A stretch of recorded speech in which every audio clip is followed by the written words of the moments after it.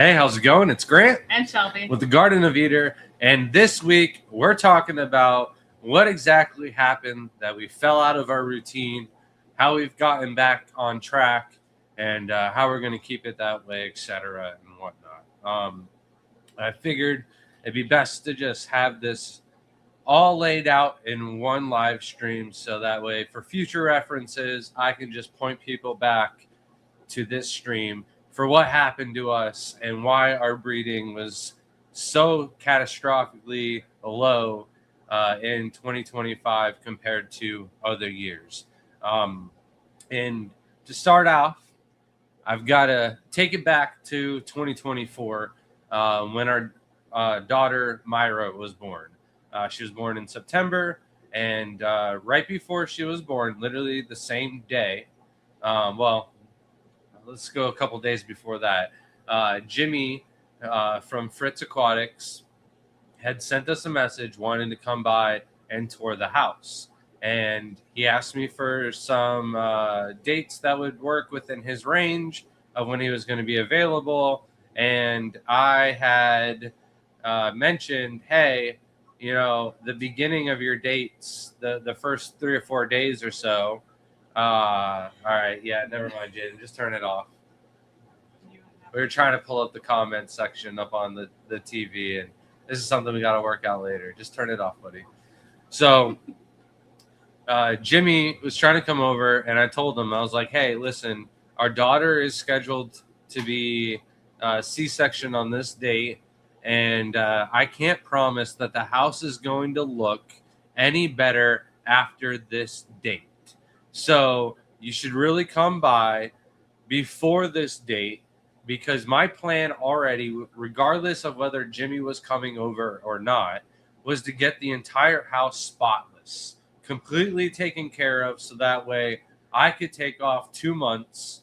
I've always said, hey, if we had to leave or travel or something like that, I could go away for 2 months at a time. The tanks would be just fine. Yes, some shrimp would die off, and there wouldn't be enough food for everyone, so kind of survival of the weakest. But I also think for every shrimp that gets eaten, I'll probably have a couple of them that are born, and it'll kind of, I'll still come home to more shrimp than what I left, is what I'm getting at there, right? So we've always, said that. I was like, let's just put it to the test, and let's take some time off. Myself, personally, for when the baby was born, because when the first 2 kids were born, I was doing landscaping, and I got maybe 3 days where I was able to enjoy the baby and not have to go back to work. But after that, it was 6 days a week of work, and then 7th day maybe I was doing maintenance, or maybe I was doing paperwork or something like that along those lines. It was never really a solid day off. I never really had a vacation or anything like that during those times. So we've gotten I don't know what just happened. I totally spaced out. So when we had the baby with Myra, I wanted to enjoy her as much as I possibly could. So I made sure that the house was completely spotless before she was born, right? And so I took my 2 months off, quickly was able to turn Myra into daddy's girl, where Layla took me several years because I wasn't around barely ever because I was working. So Myra is a doll. She's everything I could have ever asked for. I was living up, being a father, maybe a little bit too much, and I took an extra month off than I should have. Now, mind you, we were still feeding the house. What's up? Brushed your beard. You're looking I know. caveman. It's fine. like you legit came out of caves. Continue. But I took probably three months off, a little more time than I should have, and we were feeding the house like I mentioned, but not really doing a lot of water changes. I'm trying to think. I definitely did some water changes outside.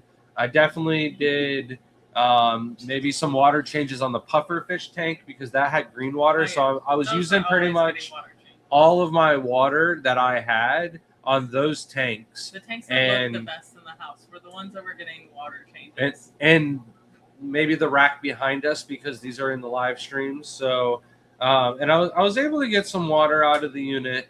And we've got this big standing water container that holds 250 gallons. I've got 5 trash cans that I fill up with water. That's all it holds. Yeah, 250 gallons. Each trash can, we got 4 of them that hold 32 gallons and one that holds 45 or 54 gallons. I can't remember how much the big one is. But when I had to do my water changes, I just had so much water on hand, and I would turn the machine on, and I never really noticed any issues with the water pressure or anything until my 3 months had gone up, and I was like, all right, I'm noticing when I'm feeding that the baby's not survival rate, but like the amount of pregnant shrimp, the amount of babies throughout the house was definitely dropping, right? So I was like, all right, it's time to spring back into action and get some things taken care of and get back into a routine, because that's right there. Myra being born is what broke my routine. Before this, we were doing 36 to 50 aquariums every single day, besides maybe 2 days out of the week where we were shipping out products, and maybe another day where I would take it to myself, do something with the family, or just do absolutely nothing at all that day. But I every now and then I crank it out fast enough that I would get 4 days out of every 2 weeks, where I'd be able to, take care of orders, maybe more, 6 days out of every 2 weeks, and take care of orders. Most order days I was still doing water changes and stuff like that also. But when you have 500 tanks and you divide them all up, if you do 50 tanks every single day, it's going to take you 10 days to do all of the water changes. So I was trying to take off basically 2 days out of the week, every single 2 weeks, and then water changes 5 days a week to stay on top of my routine, keep everything at a 40% water change, and stay on top of all of it. Then when I was doing water changes back then, the PSI out of our tap water was about 50 to 60 PSI. And I do say a little fluctuation, because if nobody in the house is using water, we'll have a solid 60 PSI, and the RO unit is cranking. I'm getting a ton of water. That's why my favorite time is to make sure that the container is completely empty when I go to bed. That way I can let the RO water crank overnight, and I can get as much water as I possibly can while I'm sleeping, wake up the next day to a bunch of water ready to be used. And during the day, say Shelby's doing the dishes and we're running a load of laundry, then the PSI is definitely going to drop down to that 50 range. With coming back after 3 months of Myra growing up, the PSI was less than 30. So I didn't even barely get 30 without running anything else in the house. But say Shelby is washing her hands and I'm outside watering the plants or doing anything outside with the hose, then basically the RO unit wasn't getting any water to it at all. Our booster pump wasn't able to get enough water to even run the water pump at a constant rate. So this was definitely a problem. And the reason why the water pressure had dropped was because of our water treatment, not water treatment, our source of water, our city water, was going through and replacing all of the pipes in our county. And it wasn't that bad when they were working on projects that weren't near our house. But around like February of last year, they were doing the entire road that went all the way through our backyard pretty much. And during that entire process, during that road, like the water pressure was just horrendous. On top of that, and we still have this problem, but we are at least getting enough water pressure that it isn't that big of an issue now. But outside of our house, there's clearly at the main water main, so it's not charging us or costing us any money, but it might be costing us a pound or two of pressure, maybe more. I don't know. But there's definitely a leak in the road between a bunch of our houses from the main line. So we've called, the neighbors have called. It's been fixed like 3 times. I think they've just given up. They're eventually going to come through and rip out all the roads and put us all on city water for the sewer as well. Right now we're on septic, so that's a whole nother story. But they're working on the not our road itself, but the main road that's off our road is off of. So it's only a matter of time before they get that working on our road, and I might have even more water pressure issues when it comes to that. I'm not exactly sure.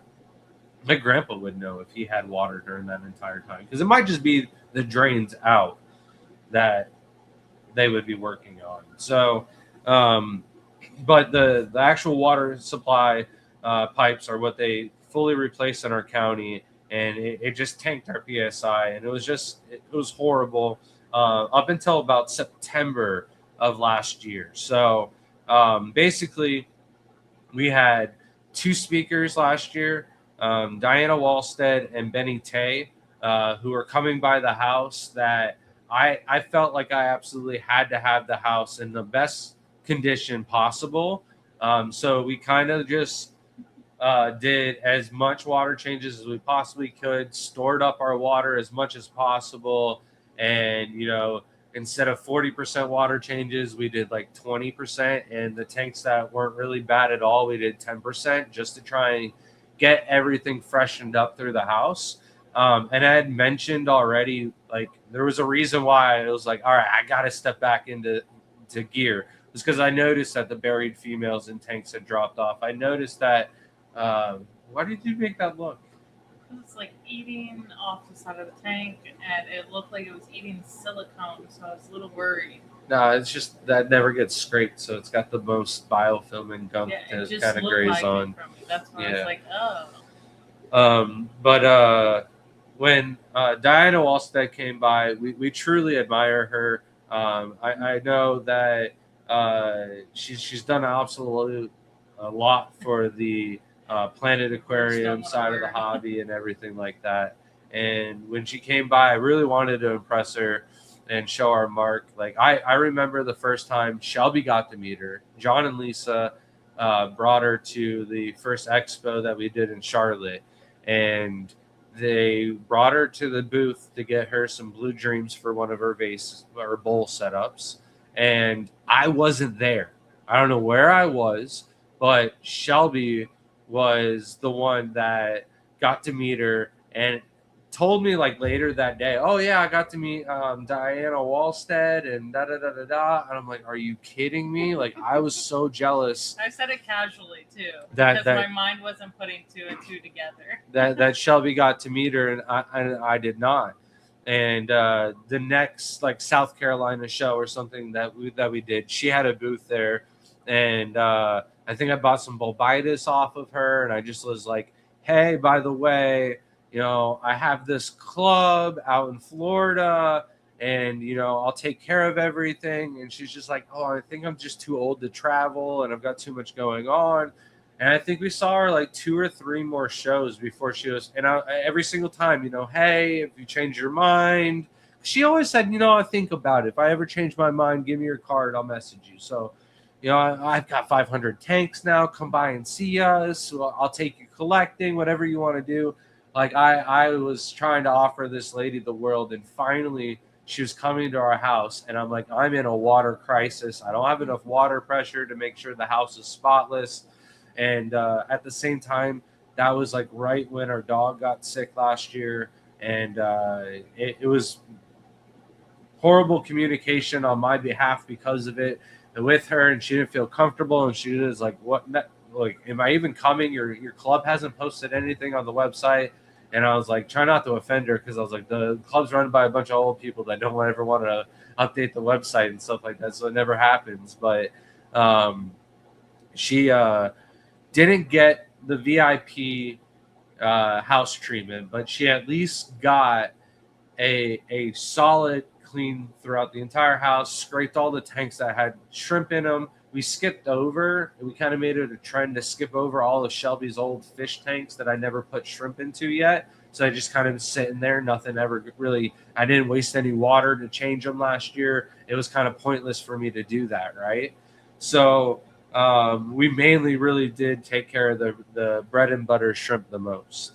But when I did the water change for her, really instantly, like as soon as I did some of those water changes, some of the shrimp got pregnant. And because I was trying to start like a month in advance before she got there's a good amount of tanks that actually had babies when she did show up. And that the house was somewhat decent, right? It wasn't the absolute greatest. Also, like we had Joey DIY came last year, and he came at like the end of me kind of like taking my break with Myra and just figuring out that we had water pressure issues. And I wasn't expecting him to come over. And you're making all these gross, disgusting faces on stream. And it's like, just my face. Leave me alone. But with Joey coming over, I probably would have had the house in immaculate condition. But I was like, I don't have water. I can't do water changes. I'm probably not going to do anything with Joey because of it. But how often is somebody from Canada in Florida and has the opportunity to go 10 minutes and see 500 aquariums in someone's house? He came and spoke for our club. So I just offered it. And I was like, you don't have to do a video. You can just come by and check it out. And he filmed everything. But when Diana came over, the house looked, in my opinion, like 20 times better.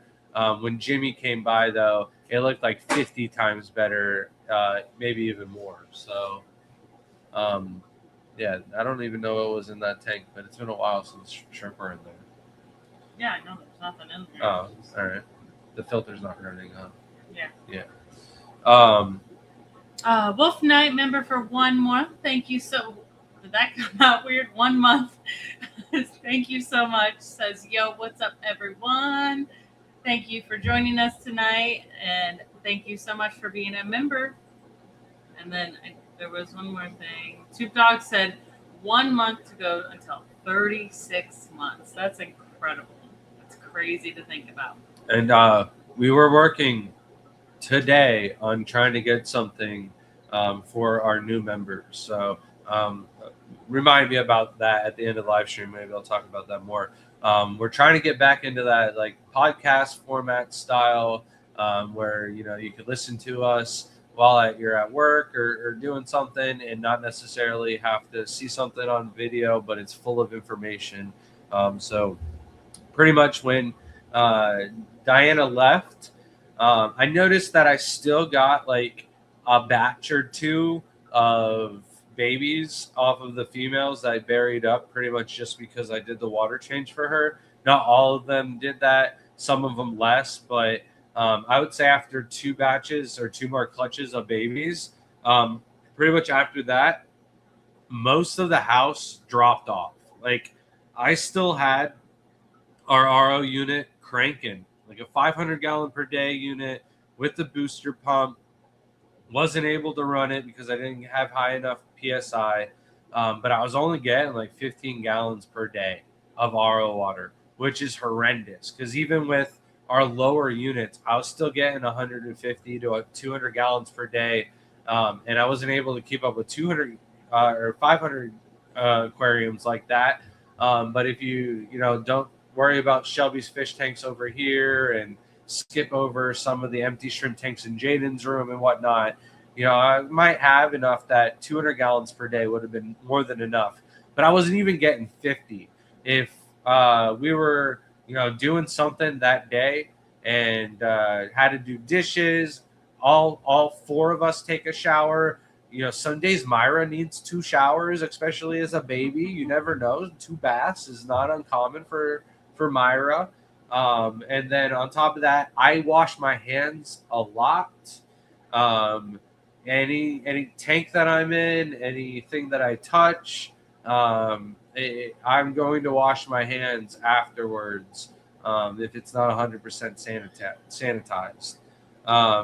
So the water that we were able to get to do water changes was just horrible. I pretty much we were doing trips where we were gone for 5 days, and I was just making sure that the tank was empty and there was zero. Like, it would have been horrible if the water company was like, "Oh, fixed your problem," and kicked on the water. We would have come home to a flowing river out the garage of RO water. But I would have been happy. I would have been happy if we left to like any of the shows last year. And, I'm thinking I'm coming home to like maybe 75 gallons of RO water after 5 days, and it's flowing down our garage. I would have been so happy. And like, there was other parts of me too where I was like, oh, maybe something's wrong, because me and Richard had, before the baby was born, we had gone through and replaced the sink in the garage. So I'm like, well, maybe the sink is constricting the flow. And Shelby had hounded me for like a whole week to just run it off the hose on the side of the house, because when that sink sprung a leak, we had to disconnect the sink, and I had to run the hose through our garage to run the RO unit. So I was like, all right, well, it runs off of the hose. We know that works. That's the same. And we were still, I think the hose was even less pressure and water that we were getting. The orange crawfish are orange, aren't they? Right. See, that's a good like look. I want to see those on the live stream. Okay, hold up. We need an egg inspection. These little dwarf crayfish have been making me so happy. False alarm. There's way more shrimp in that tank though than I thought. I've been selling out of it. Well, I got rid of the fish. Hold on, there's another crawfish. This one's so orange. No, it's but that one's like red. It's like bright red. Just look at it. All right, that one's bright. But what was I talking about? I would put the camera on it, but you won't be able to see that entire tank. It's green walls. You can just see like the bodies and like the shrimp. That's on my list to take care of in the next few tanks. But I'll leave this side. The other side is getting scraped for the video. This is on the list of things to do, but it's one of the last things because I want the glass to be nice and clean for the video. All right. So we were getting like 15 gallons of water per day. So I was stacking up the water as much as possible, using it for like emergency situations. If I saw some shrimp swimming around frantically and they're not all males, or swimming at the top, or just the water looks like the tank that Shelby just marked right there that I need to do the filter tomorrow. But it's just one of those things where we were stocking up the water, and I saw a drastic drop off in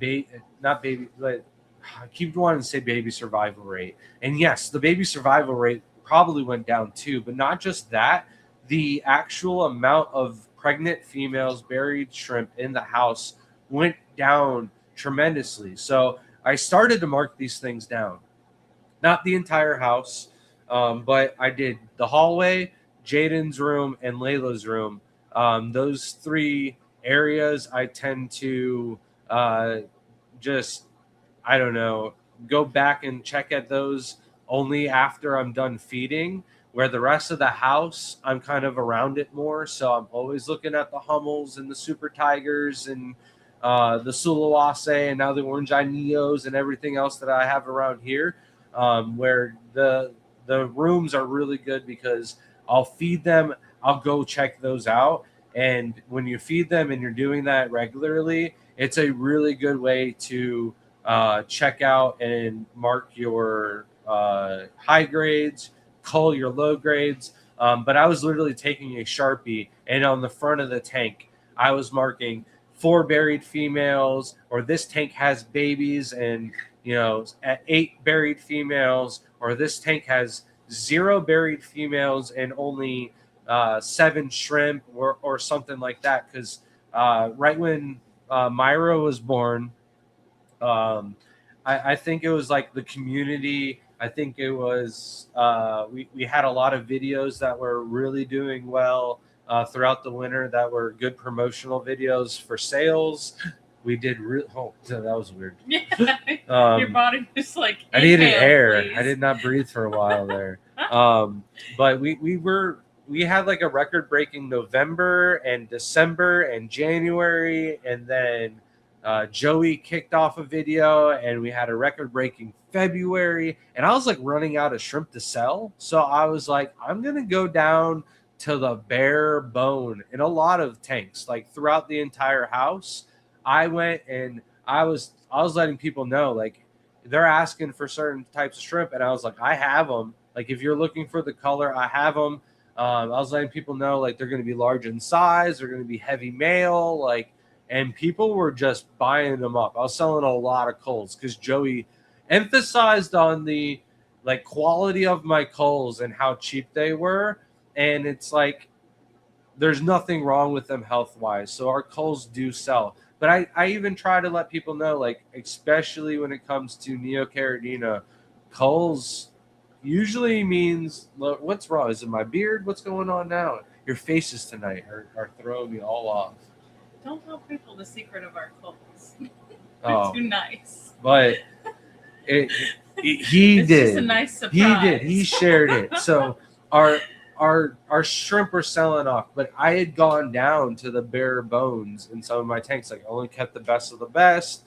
Some of them, like, I was like, I don't even want to keep this tank. Like, I have 10 tank tie tanks throughout the entire house, and I want to keep this tank and crossbreed more orange eyes and stuff like that. So in my mind, I was making room, and it just so happened to work out that I got rid of a lot of shrimp, and then was able to keep tally on a very small population and see the numbers dwindle down because they're older, they're not being reproduced with the lack of water change. So I'm not seeing juveniles grow into adults and replacing the ones that I'm losing.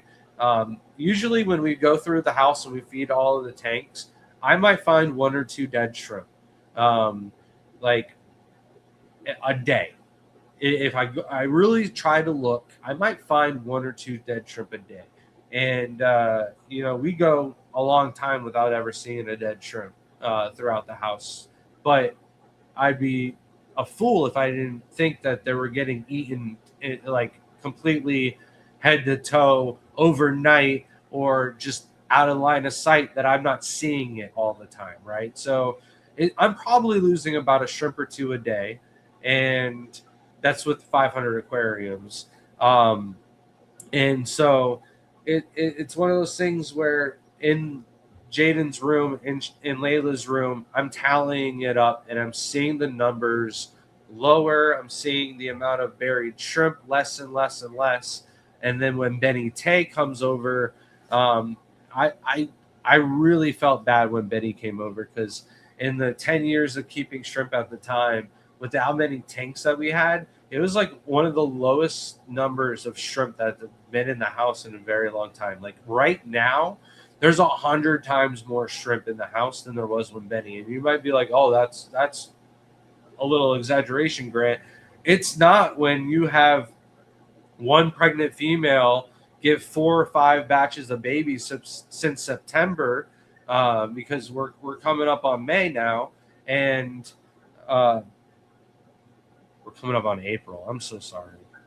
I knew it was about to be a new month, and I know this because I got stuff planned for next month. But we've definitely gotten a couple batches of babies, and throughout everything has multiplied. Some of those babies now have had babies, so we're definitely getting to a place where I'd be comfortable if, like, say, Chris Lukop was like, hey, I'm going to be in Florida next month.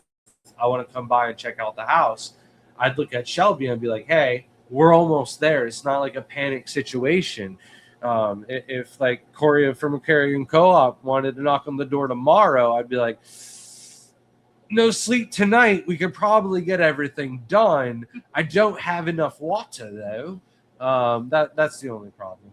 Listen, the accents come when they want to come, and they come less when you get the faces tonight, guys. The faces.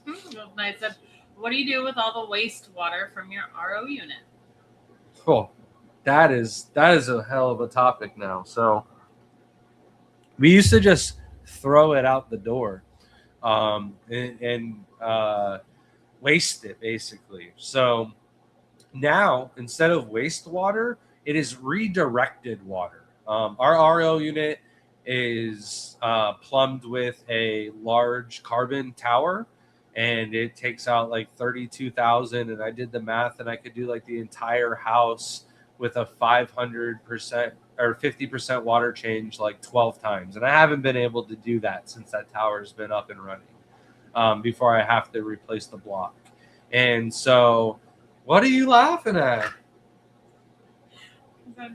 The way you wrote Easter, I just feel like you think it's spelled out that way, like Easter. No, I don't know why I have an extra E there. All right, I'm just trying. Easter though. Trying to throw my notes together. Sunday church, right? Easter. Listen.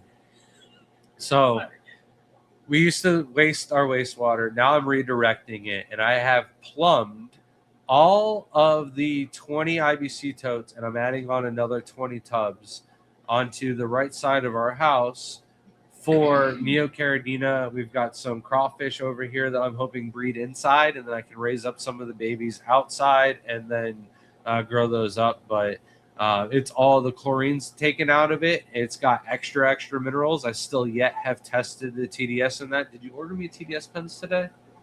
Sure. No, that's a no. I broke my TDS pen, dropped it. The top came off, and the only way for me to use my TDS pen is to hold the battery in place. The lid doesn't, the cap doesn't hold the battery in the right place anymore. Laura said, how many gallons of water did you use a day or month when the water was right before? So our water bill was 32 to 35,000 gallons. Our water, we were getting 200 gallons per day, and I was using that water, but I would say 250 gallons is a little bit more accurate, because I'm doing like 4 days out of every 2 weeks where I was just filling the tubs up and trying to capitalize on that. But let me bring out the calculator. Yeah, I don't even need the calculator. 250 gallons would be if I did all my 10-gallon tanks and I did 50 of them with a 50% water change. I would use 250 gallons. I mean, unless my math is wrong, and somebody needs to let me know and tell me to go back to school. But this is like second time now. I went to pull out the calculator, and I was like, I'm going for it. And nobody's corrected me. Your math is terrible. Don't go there. And thank you so much. 6-star of Volps for the $2 super chat. Says your water flow is worse than Mother Lot's. Yeah, it used to be. It needs to get hammering on that wheel. Yeah. That's what it was, you know? Thank you so much.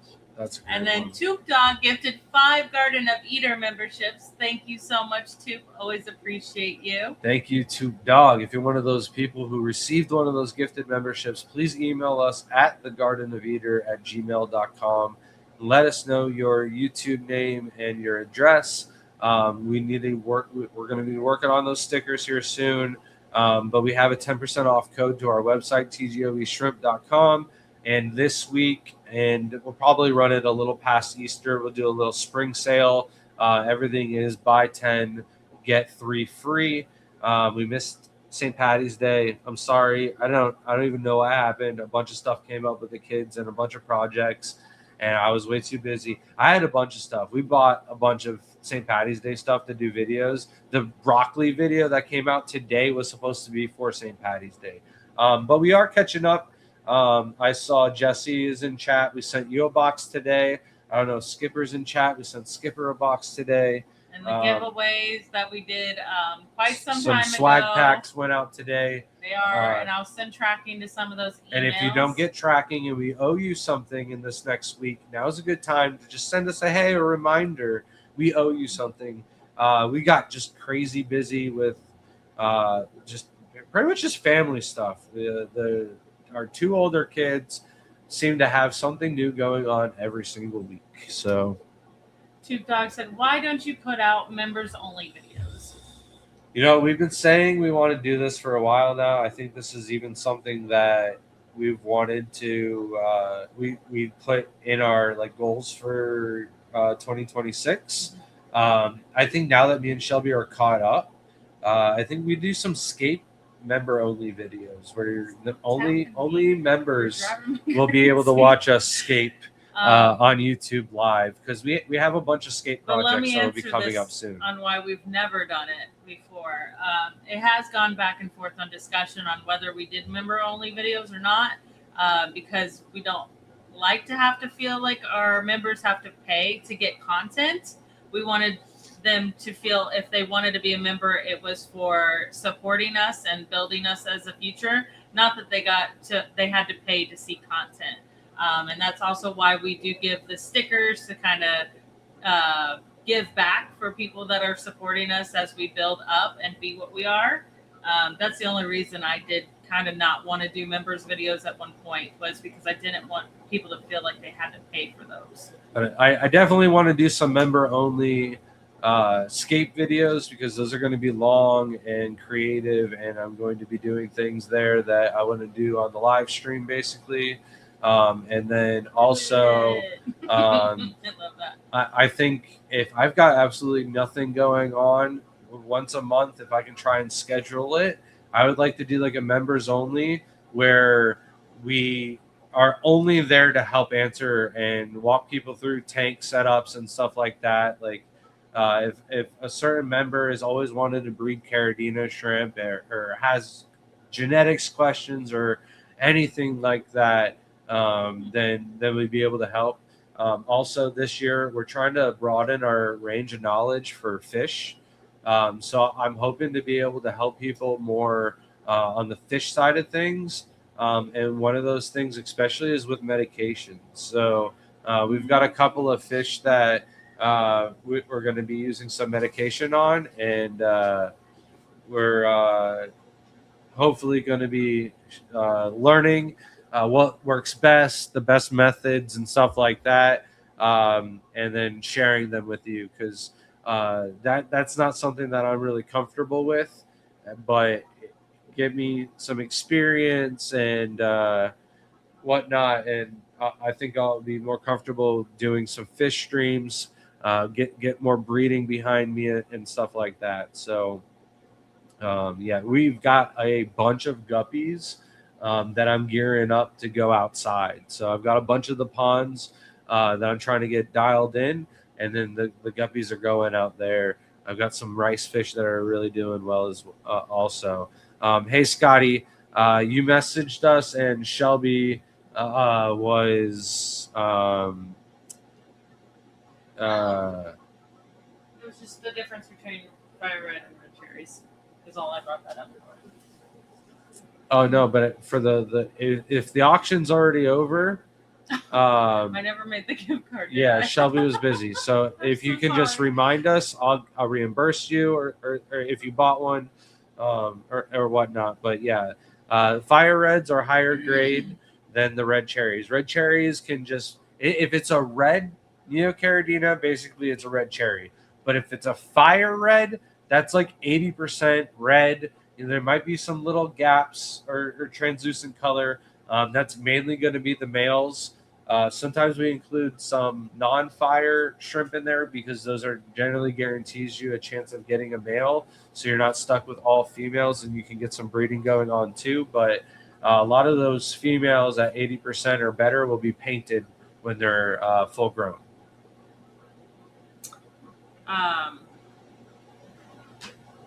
Yeah, guppies are great. It's always worth it to me. I mean, even if you don't sell guppies, which, mind you, they will sell if you need to sell them. I just honestly think they have so much personality. They breed really well, and it's kind of rewarding to have them. They're like closest thing to shrimp to me besides endlers. Endlers are definitely one of my favorite, and then guppies would be the next. And then Nano said, members only house tour, just you walking around with your phone. That would be pretty cool. We could also plug in our mics because we do have nice special mics that we can plug in the phone and walk around the house so you don't hear the bubbles, because in the phone it's quite loud. That's why we have this special mic that we had to get because people were complaining about the bubbles at first. And I also don't do very well with covers on my ears, so that's why a lot of the live streams and everything like that, I don't wear headphones. I get really hot, and if I get too hot and my ears can't vent, I'll just pass out. So get really lightheaded. So this is like the best thing. You're a weirdo. For us, but those little mini mics would do well for the members only walking through. I'm just worried about our internet. I don't think a lot of people realize. Oh yeah, we internet, can't go to Jaden's room. We can't go to half of Layla's room. I know. No. Okay. I'm telling you, when I do my water changes or I'm catching shrimp, if I go to the Zebra Ghost Bee tank. We haven't tried it with the new internet though. Yes, I have. I just caught the Zebra Ghost Bees that are in your room. If I put the phone on the Zebra Ghost Bee tank, I will lose connection. But if I put it 2 tanks over on the Crystal Blacks, I'll have perfect streaming abilities. So that's the biggest issue is all the aquariums, Wi-Fi does not travel through glass and water very well. So we need to get some amplifiers throughout the house and be able to take care of that. I'll be right back. Scotty said no. Different auction BCAS was this past weekend. I think we donated one to... We'll have to look up the email. We'll figure it out. Welcome in, Stephen P. and Jenna P. I'm sorry I wasn't there when you were ragging on Grant and how he pronounced things the other night. I get so mad when I miss certain live streams. And like when I know, and I hate that it doesn't, I hit the notification bell. So there's no excuses that it shouldn't be notifying me when people go live. Drives me crazy. So time for mesh Wi-Fi. I honestly think like it would be so much easier if someone could just come help us. Or if someone's over. I just forget, like, honestly, when you have so much going on, you get very sidetracked here. You could think we have, like, attention problems, but I think it's just the tanks because I swear my attention problems weren't that bad. But when you have so much going on at the same time, like, I go, I'm walking from my bedroom to the kitchen just to, like, put a dish up or something, and I turn and there's, like, this filter missing, or are these shrimp doing okay, or... this moss looks funny or something. It's so weird. It just stops and you have to do it or take care of it, or like this lid fell in this tank. It's this, why is this light out? The kids unplugged it. The other day I unplugged the filter, the whole Alita air pump to this entire rack while I was cleaning. I obviously get a little aggressive when I'm getting exhausted, so I hit something and it just unplugged the whole thing. And Grant came out and he's like panicking because it's like some of our nicest shrimp is on this rack. So both sides of the rack were now without air, and we're thinking the Alita's just not working at all. Not that it just came unplugged because I'm over here cleaning. Did you tell him how I only noticed it in one tank? So I took the filter out and I went outside and cleaned it. No, I didn't tell them that because I was upset because I had just mopped the floor, and Grant's favorite thing to do when I have the cleanest floors, he goes into some tank. It's either like to pull plants out, to pull a sponge filter out, or something, and drip all that water right on my clean floor. It's a great time to trim, move algae, filters. I don't like working on dirty floors. It's stressful. But when they're clean and I got nice socks on. So I got to keep dyeing my hair because it's actually just all gray from you. Nice socks on, or I can walk around barefoot.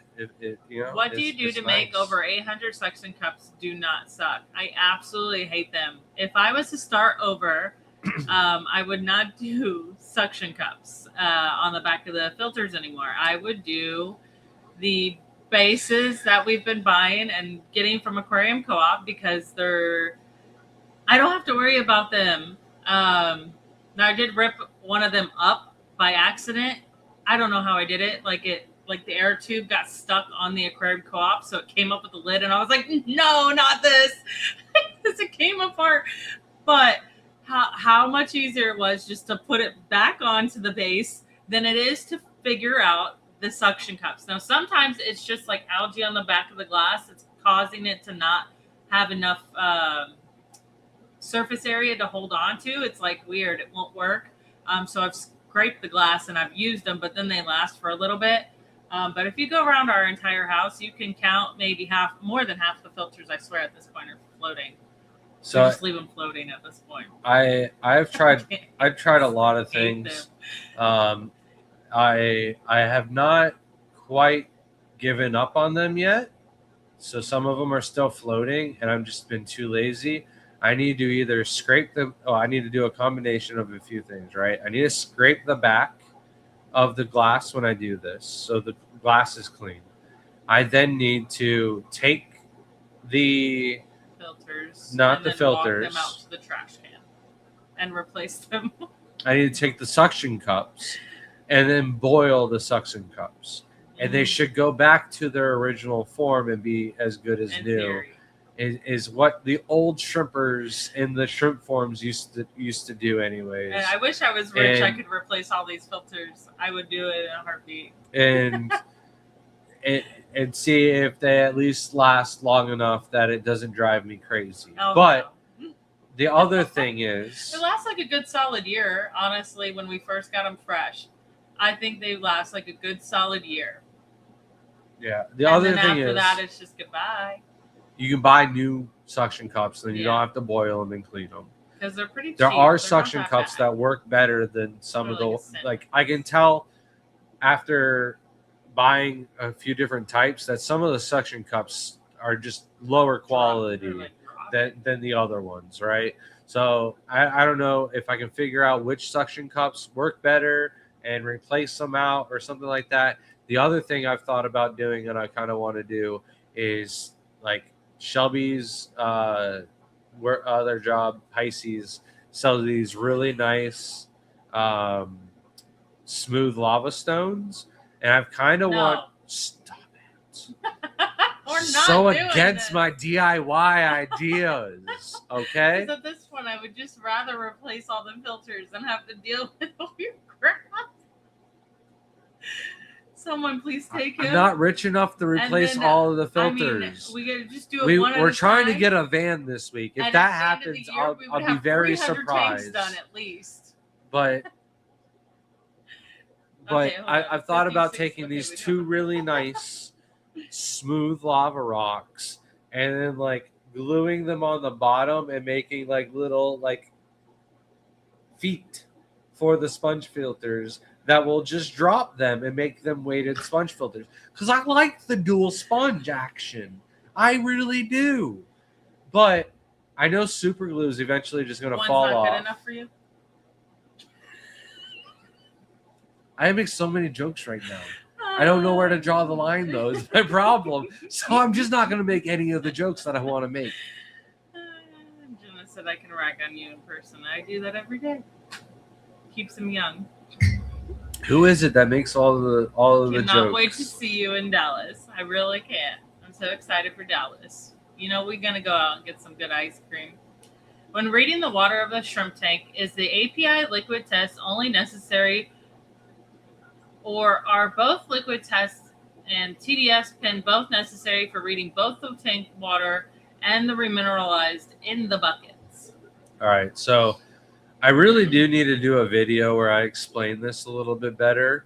Yeah, but get on that. Listen, who needs to do a video for the last 5 years, it seems, on test kits? You can't find any proof of me saying that in any live stream ever. At least six. Go to the last 3 goals for the new year, and they're on them. At least. Really good at sticking with my goals, Grant. All right, so here's what I highly recommend is you get the API GH and KH liquid test kit. All right. Then you also get a TDS pen. And what you do is you figure out your optimal range of TDS, and then you figure out what the GH and the KH is in those ranges. And then it should, depending on what kind of water you use, if you're using RO water to mix up your waters and you're using the exact same salt every single time, then your water makeup is going to be the exact same every single time if you're mixing to a certain total dissolved solid. So if your goal is 220 total dissolved solids and your GH is 7 and your KH is 3, and that is your goal, then all you have to do is mix your water to 220 dissolved solids, and your GH is always going to be 7 and your KH is always going to be 3. Unless you're adding something different or your RO water no longer becomes pure RO water and you need to change your filters, or you're adding some type of mineralizer, fertilizer, or you're using some type of food that is just heavy in nutrients and maybe adding a little total dissolves solids into the water as well. But if you're just using it as you're mixing your water using the same minerals every single time, you only need to check TDS once you find your range that you're looking for. For us, I never really check the GH and KH of our tap water, but I use a TDS pen before and after, not before and after, but before I do a water change on the tap, just to make sure that it's in range. Generally, our TDS bounces between 170 and 180. So if it's 176, I'm good to go. I use a little bit of Fritz Complete, take the chlorine out with the dechlorinator, and the water is good to go. But now if I tested my water and it's at 100, or if I test the water and it's at 1,000, something's off. They're cleaning the pipes. They've added way too much chemicals in to kill something, or we've had a heavy amount of rainfall and the reservoirs are really high with rainwater. I don't know how that works exactly, but mine has never been out of range, except for the one time where, yeah, and I didn't check it because weird. I've never checked it, to be honest, when I do the tubs outside. I only check it when I fill up tubs inside. And that's mainly because I don't know if I put the chlorinator in it or not. But if your TDS is 180 normally, and you've added dechlorinator, it's going to bring it up to 190 if you've added the right amount generally. May vary on what kind you're using. So if you're not sure if you use the chlorinator or not, check the TDS pen. That'll tell you too. So I highly recommend getting a TDS pen. And then I highly recommend having the GH and the KH test kits, liquid ones. Fritz also makes some. Fluval Aquatics makes some. But the liquids are way better than the test strips. Whenever you say a company's name, it would just be funny if I had the bottle and I could just pull it up like we're sponsored. We're not sponsored by anyone, but it'd be so funny. We're not sponsored by anybody, but we got something really cool. We're not going to show. A couple things that are ginormous. Yes. And then Global was jam-packed this week with nothing but goodies. So, not a lot went on, but we did bring home a lot of stuff. I'm so excited to get that ready too. So that'll have to be it. That will be included in the video, my room, when I finally get that done. Grant's probably not even thinking about it because it's nothing to do with aquatics, but I'm super excited to get it up. I'm just thinking about Global. I like the Zoom Mid magnets that replace the suction cups. I would never do that because I just don't like magnets in tanks. They usually don't do well. I think they're okay with freshwater a little bit, but saltwater, I know they cause a lot of issues, so they'd have to be a high quality. So it depends on how expensive they are. Zoom Med's usually a reptile company, so putting that in an aquarium is kind of weird. Hold on. So it really depends on the product. Zoom Med, though, is Turtles. One of those companies that is really behind testing their products out before it goes into the field. That's true. And if it's not made for aquatic stuff, I wouldn't mind asking Eric for some because he wants some moss. So I mean, as long as We they're can make a aquatic, Zoom then in it's not a trade and problem. get some and try some out. Oops, I sorry. wish I had a crazy fish order coming in tomorrow. Hopefully you get some really awesome fish. Back to me. Replace the suction cups with magnets. Yeah. So I was talking about Benny Look Tay. it up. When Benny Tay came over, the house was just in no condition to have another shrimp breeder come over from Asia, right? I was a little Where they're coming from. upset with myself, right? But that makes it even worse because they had a very long flight. Yeah, it's the farthest you can travel, honestly.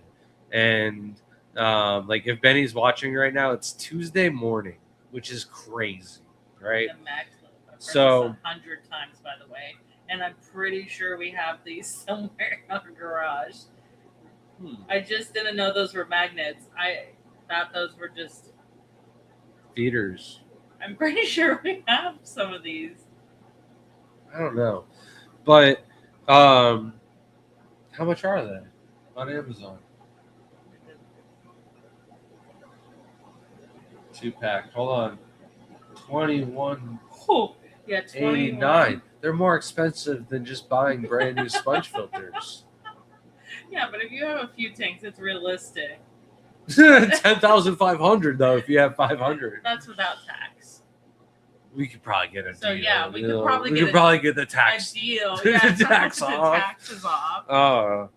But yeah. So when he came over, I was just honored. Like I was embarrassed by the house, but I was honored that he wanted to take some. So it would be only 250 we would need. Fair. So only Sorry. $5,250. Only 5,000. If we were rich, they still would don't be even have a awesome. magnetic scraper for each one of the tanks, let alone magnetic. I know. I can't get filters. anyone on board with that. Every time they hear 500, they're like, oh, never mind. No. Then. They were like, You wanted 15? I think they were on board, yeah, with 15, 20, but then the 500, they're just like, that's unrealistic. I don't even want them for free. I just want them for cost, like a decent at cost. Yeah. Well, And then we've been offered at cost, but with like a $4,000 shipping free. Yeah. I was like, oh wait, we might as well just have them. So I was honored though that Benny did want to take home some shrimp. He took home some some yellow King Kongs, some orange-eyed yellow King Kongs, and some the zebra ghosts. So that was cool. But like I mentioned, when Diana was there, you know, they got pregnant before I was able to like really have Diana over. Not really as many of the shrimp got pregnant when I did this water change.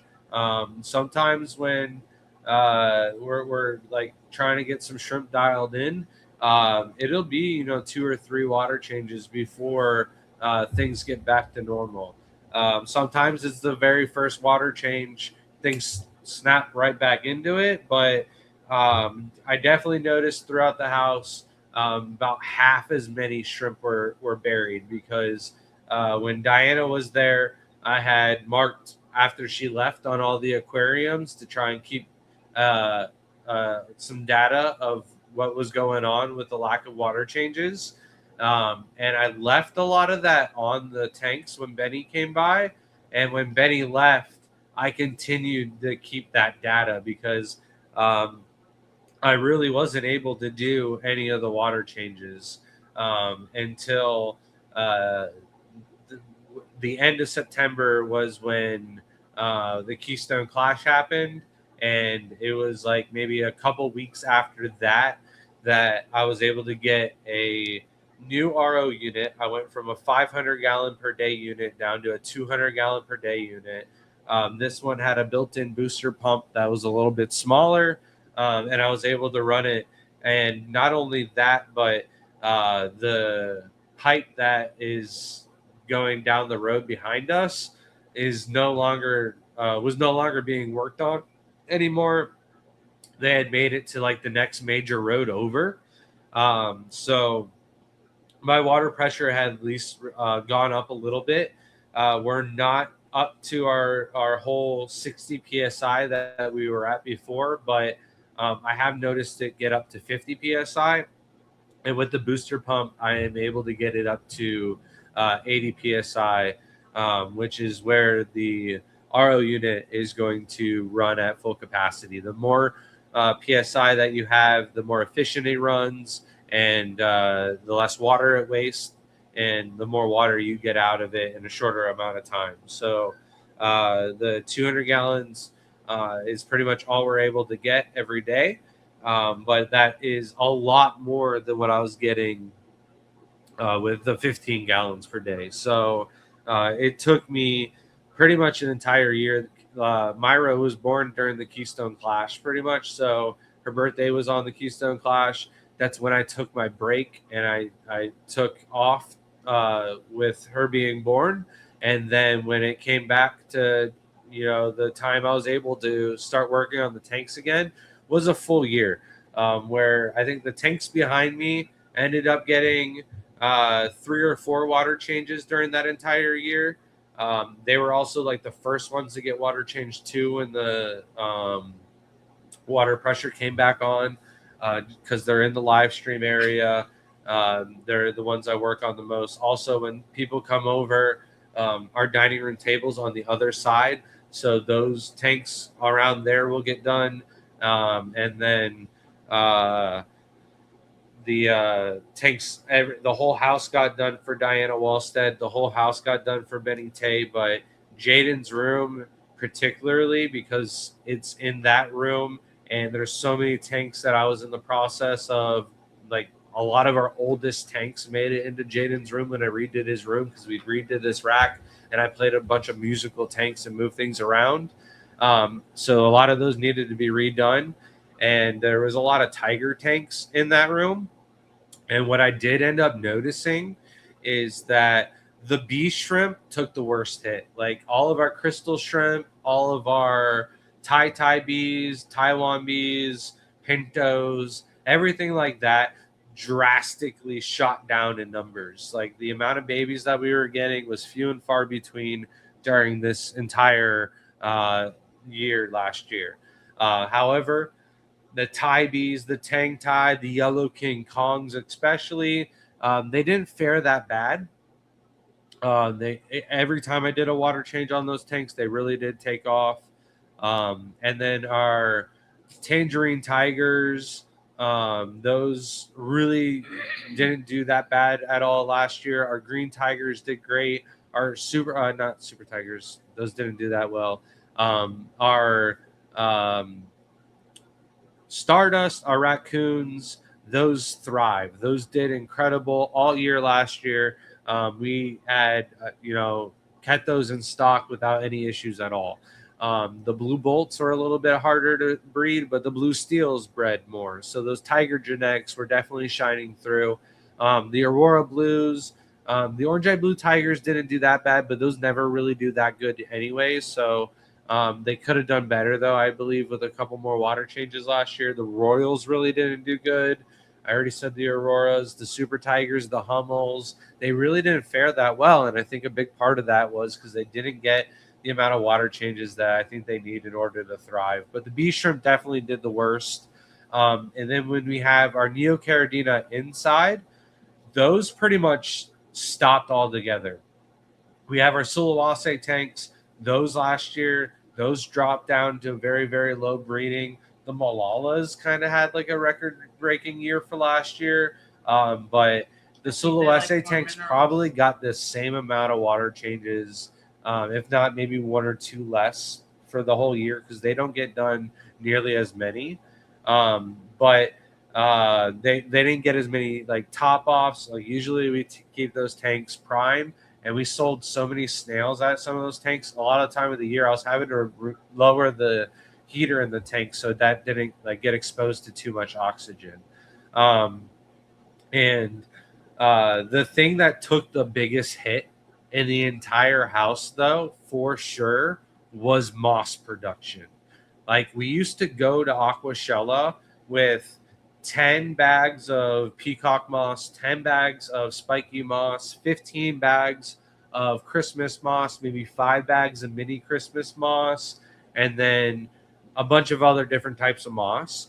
But I'm not lying when we didn't bring any spiky, any peacock, but maybe 10 bags for the entire year of each variety. When we were doing 15 shows a year and bringing that many bags, plus selling it on the website, I don't think we had spiky or peacock moss on the website last year. We're down to Our anchor very moss little moss is on the website now. always, slow grower. We barely ever have that in stock.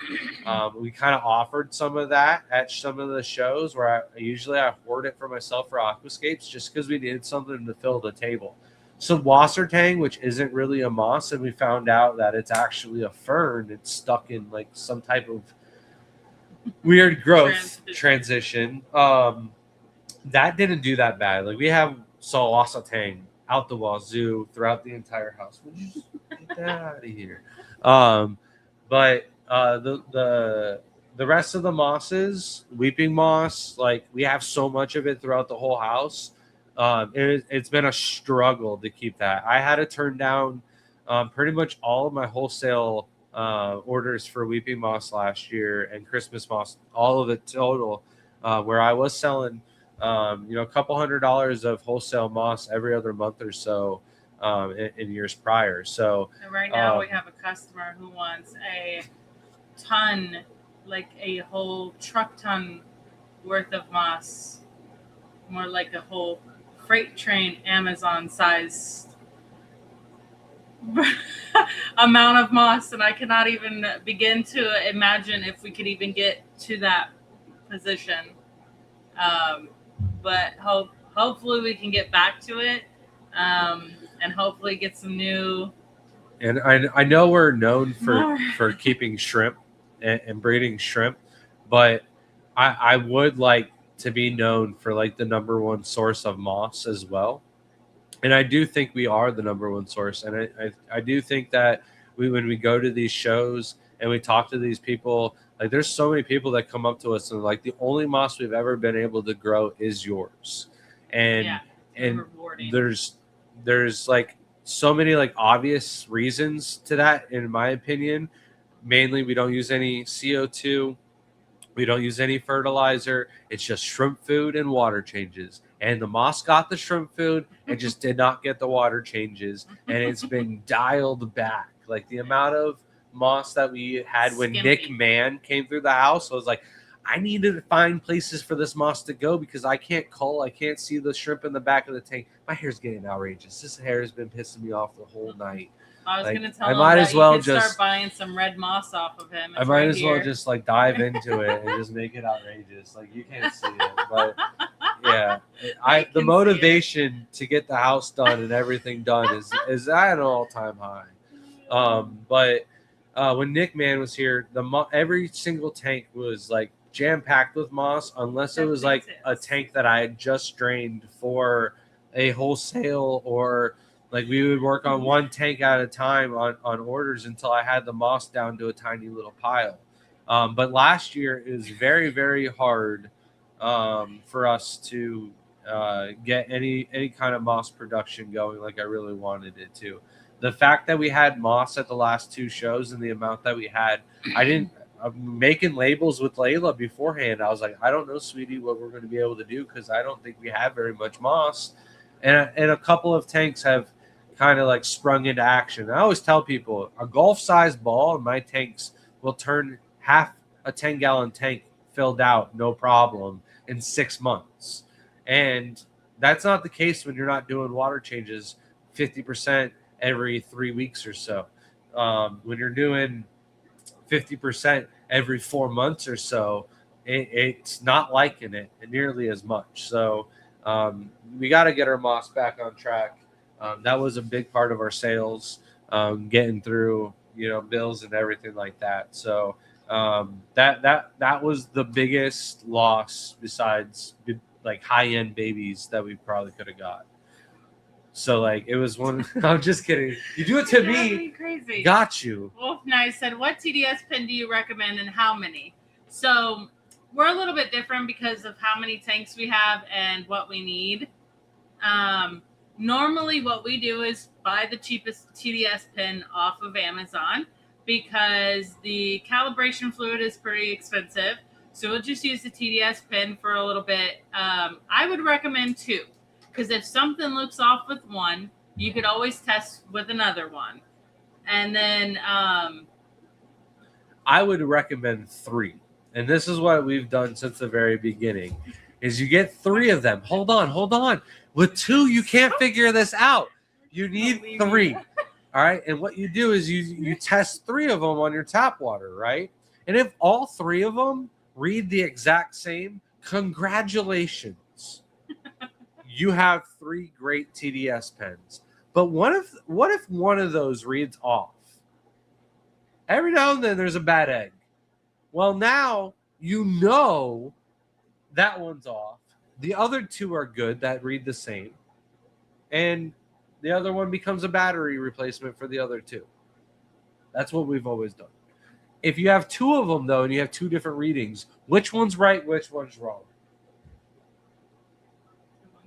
I guess if you've never tested TDS, right. The third one would be good. Right. And we at least know because our tap water has always been 170 to 180, so that'll work. Then if you're testing all your other parameters, there is a chart of like what's in reasonable range.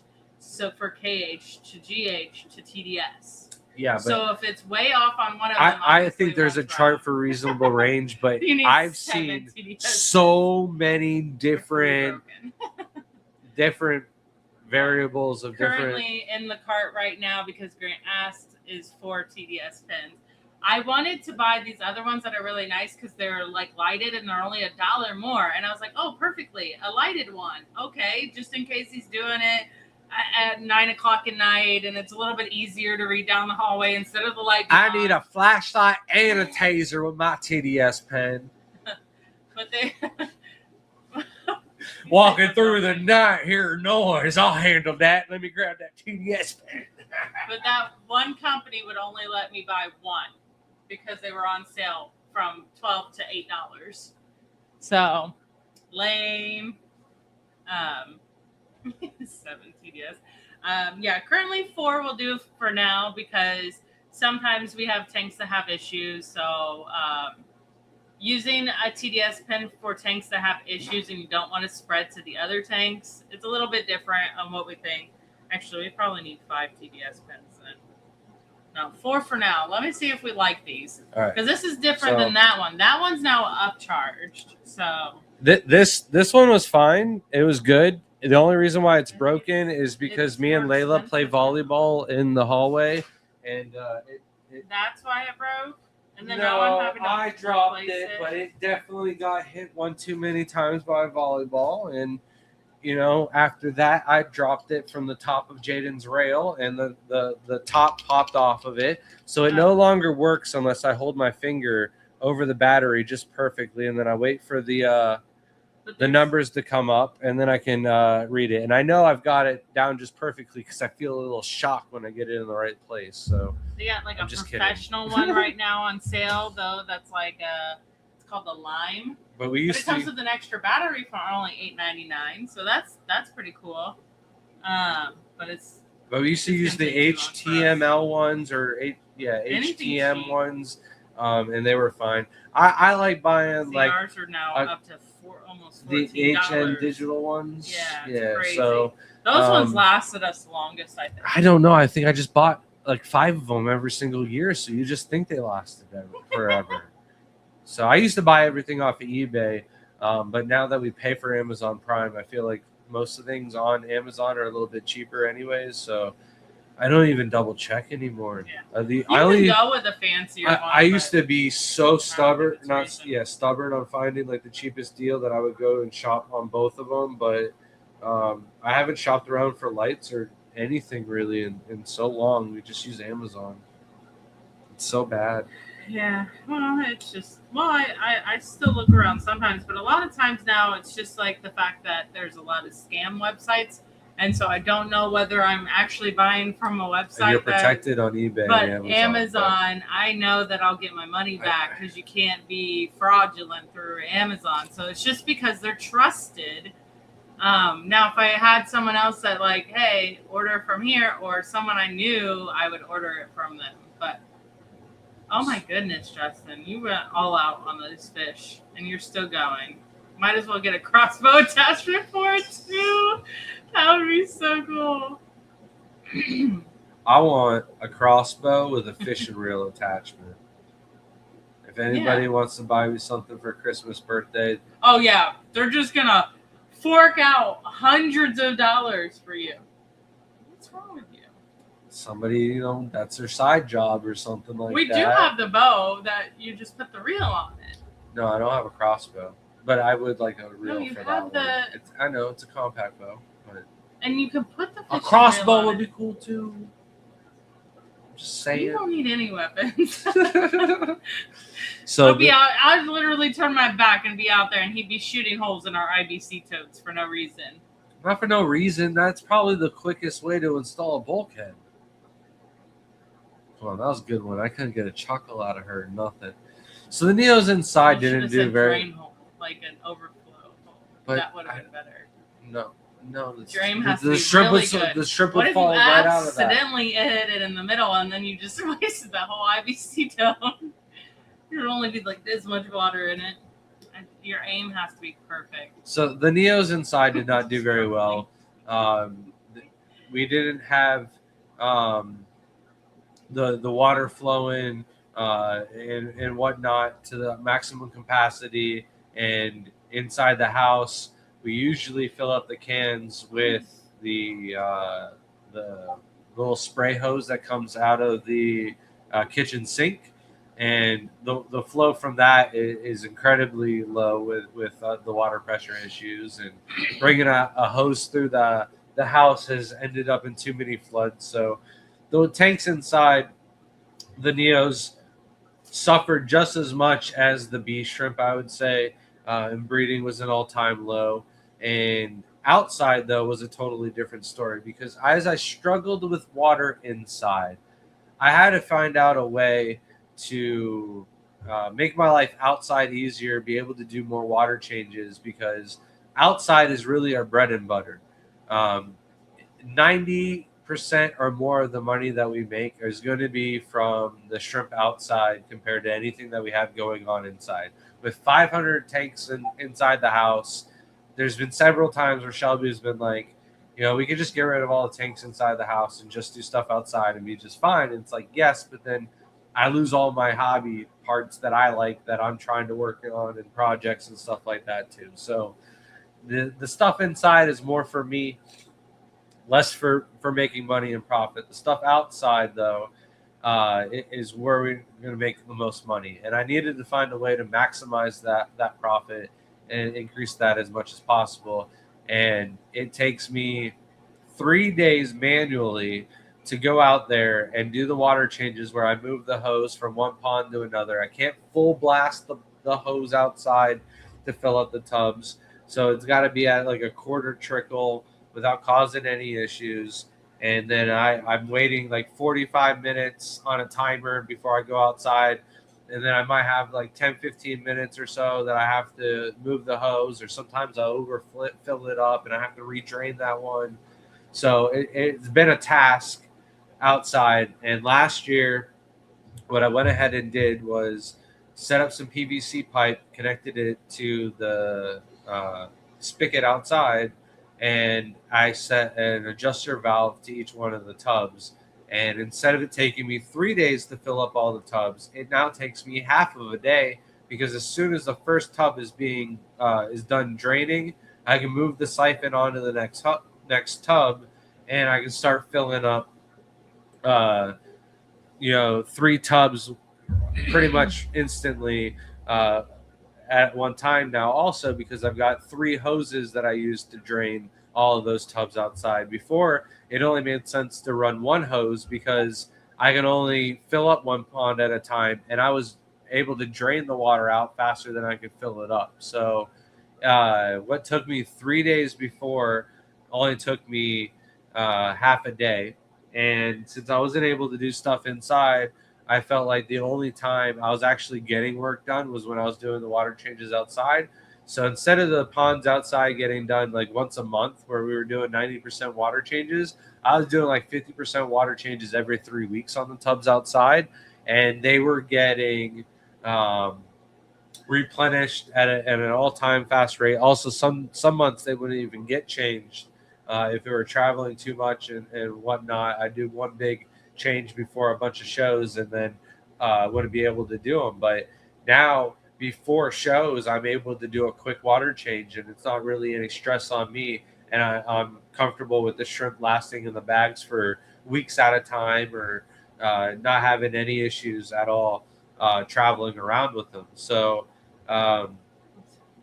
the shrimp outside got a huge upgrade, where the shrimp inside definitely suffered last year at an all-time rate. So even with feeding and having established tanks and everything like that, the breeding is going to go down.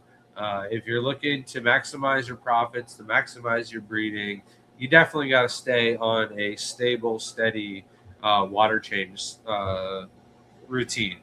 Now, it's been 4 months, 5 months since September. Yeah. And we've had several clutches of babies. Like I said, the house is like 100 times more shrimp than it does now than it did when Benny came by, and we're really excited to knock out a couple of things. I went through today and made a list of everything that needs to get done in the house in order for us to do a tour video. And really, the biggest part of it is these 2 racks need a water change. And now, Janet and Layla's room has been good. Well, I've done those several times. I know, but those are never been to a point where they couldn't have been in the video. Most of the time for Layla's this rack over here, it's like we don't even want to look at the monstrosity because of the multiple fish tanks, and then we just stopped doing it because there was no more fish. We just sold the fish, and we are like, all right, well, who cares? There's nothing in it. Before this morning, Shelby, I was gonna say that is the only rack in the entire house that has blue-green algae now. But I think it's just you. It follows you around because now it's in your tanks too. Blue-green algae. That is 100% blue-green algae. So I didn't even feed that tank. I can understand. I know. I thought it was overfeeding, but now I think it's just you. Well, why are your tanks attracting so much cyanobacteria, Shelby? I'm just full of it, honestly. It's just me. You're not supposed to spit in your tanks. No. That's not a good starter Kohler. Oh. At least I'm not the only one that can't talk. Well, I never said I could. But there's several tanks on these 2 racks. I mean, this rack ain't even that bad. This rack right here, it just needs glass scraped, and some of the sponge filters are floating that I might be able to rearrange. If you had a crossbow attachment for the TDS pin, how cool would it be that you could shoot the TDS pin into a tank? It could be like, man, what's the TDS of that one? Damn, somebody 3D print me a TDS crossbow. The thing would be fire. And then we need to learn how to use like AI to edit it or something. It's got like some weird flames behind it, like as it's going, and real cringy. Like I'll shoot it through a hoop of fire, and I'll dose it, and I'll clean it. I'll be like, hold on, sanitize it first, and we'll douse it in rubbing alcohol, and then shoot it through a hoop of flames. So we got this. I think that's what we should do. If people really wanted members only content, it should just be absolutely ridiculous content. That'd be so funny like that. Shooting through a flaming hoops, yeah. Like, this is how I go to work in the morning. It's just 4 flying flaming hoops in the backyard. You got to get through to get to the shrimp. What were you talking about before you brought that up? I swear I was on a roll. Don't ask me. You're never on a roll. I was on a roll. Simply said, thank you so much for the help over the years. The Eater family, Grant, helped me a ton lately on deciding orange-eyed red Neos and orange-eyed purple metallics. Thanks again, Eater family. Yeah, I'm excited for you to get those both breeding, and then we could do some trades, or I'll buy those orange eyes off the either or. IBC totes are for the business. 500 tanks are for Grant's hobby, and Shelby's fish. Oh, I was talking about the my cyanobacteria in the in bedrooms your room. now That's have what I was a going bunch on of beta about. fish, by the way. Oh yes. We can't escape fish. Oh, that's a part lot of of them- global. That's part of the global Okay, recap. It's in the sorry. notes. Gosh. Thank you for everyone that's joining us. I know I haven't individually said hello to everybody, but I do notice all of you. I am reading the names. Thank you for joining us. But And Justin just keeps going on with these fish. It's crazy. But I do have all the notes figured out. The two biggest things really are the rack right there, the rack right here, and there's a few things scattered throughout the house that I want to get done. We bought replacement filters for all of the Alita pumps that I would like to get that taken care of. Me and Jaden have put some holes in the walls in the hallway and need some drywall repair. You're not supposed to tell people about I mean, I'm not. It's not like it's violence that's like putting holes in the walls. Yeah. We're just They simply. both just at the same time simultaneously, like. I don't know what Jaden did. I'm still convinced Jaden punched the hole in the wall. No, he did. That we already talked about that. He was. I know, but So that- I was in that's the not a playlist soft room when spot. this happened. There's no way that's a Jaden soft was spot. play No, fight he play works. punching the he wall. works. and punched his whole fist through the wall and tried to say it's a soft spot. And I was like, Jaden, that's not a soft spot. Like, but drywall's very easy to punch through. So if I'm just a kid who doesn't know any better and I'm just boxing with the wall, I could punch a hole through the wall. And that's what he did. And he was trying to make it seem like it was really soft and he was like poking at it. And I was like, no, Jaden, I literally watched you punch the wall. He was trying to work his mother though. And then we play. I don't know what to call it. It's pretty much baseball in the hallway, and we like this. we use a pool noodle though. No baseball bat, no wiffle ball bat. We use a pool noodle and one of those foam pit, not foam pit, ball pit balls, like the little plastic balls. So the goal is to hit the ball and tag the wall, and then make it back to the base without the other person grabbing the ball and tagging you or throwing the ball at you, right? It's a little bit of like kickball rules mixed in, but I go to tag the wall and I put my hand through the wall. So, and then I fixed it and then did it again. And now we just tape a piece of paper over it. I just wanted to write on it when people come over, fixed. But usually we just put like a painting, especially when someone comes to like film. It is so funny just to put a painting over it. And I'm like, I still feel like a kid. Like we are an adult and it's our house, our responsibility to patch these holes. And we're just taping pieces of paper. We're like, we'll get to it eventually. Like, I've already fixed it and broke it. And at the moment, it's still currently you need like a metal plate. our most played game. So every night I'm like, I can fix it or we can play another round. It's play another round every single time. I'm sorry, and Stephen so it doesn't get Pease fixed. Got the funniest comment that I said. These are not the decisions I would expect in a house with 500 glass boxes. That's why we were playing with a pool noodle. So it's aquatic. All right. I know, but it is chances that you could just hit your head on the glass instead of. Well, that's why we're we're playing it in the hallway because the glass and the tanks are all up. They're not that far up. The ones on the edge are a little rough, especially the all ones the with the kids tens now. that hang over. You definitely got. Oh yeah, the tins are terrible. Yes. But I'm it's sorry. the best We could place to definitely do it. Like a comedy show of just our 500 aquariums, but it wouldn't be us making fun of us. It would be the audience of all of our YouTubers that are just like stop making fun of us because of how absolutely ridiculous we are. Like, I would say this in is a good way. This is one of our more lively streams, and I did not think it was going we've to be actually gotten because sleep in the past few days. Well, Okay, all right. like, So we recovered like on a year and a sleep. half. This okay? past week was a show week for us too. We've been so busy, but we it's got been show sleep. after show after show. But then today we got our orders taken care of, and then we went on the side of the house. The side of our house on one side, flawless shrimp breeding, all the way down the side of the house. Nothing.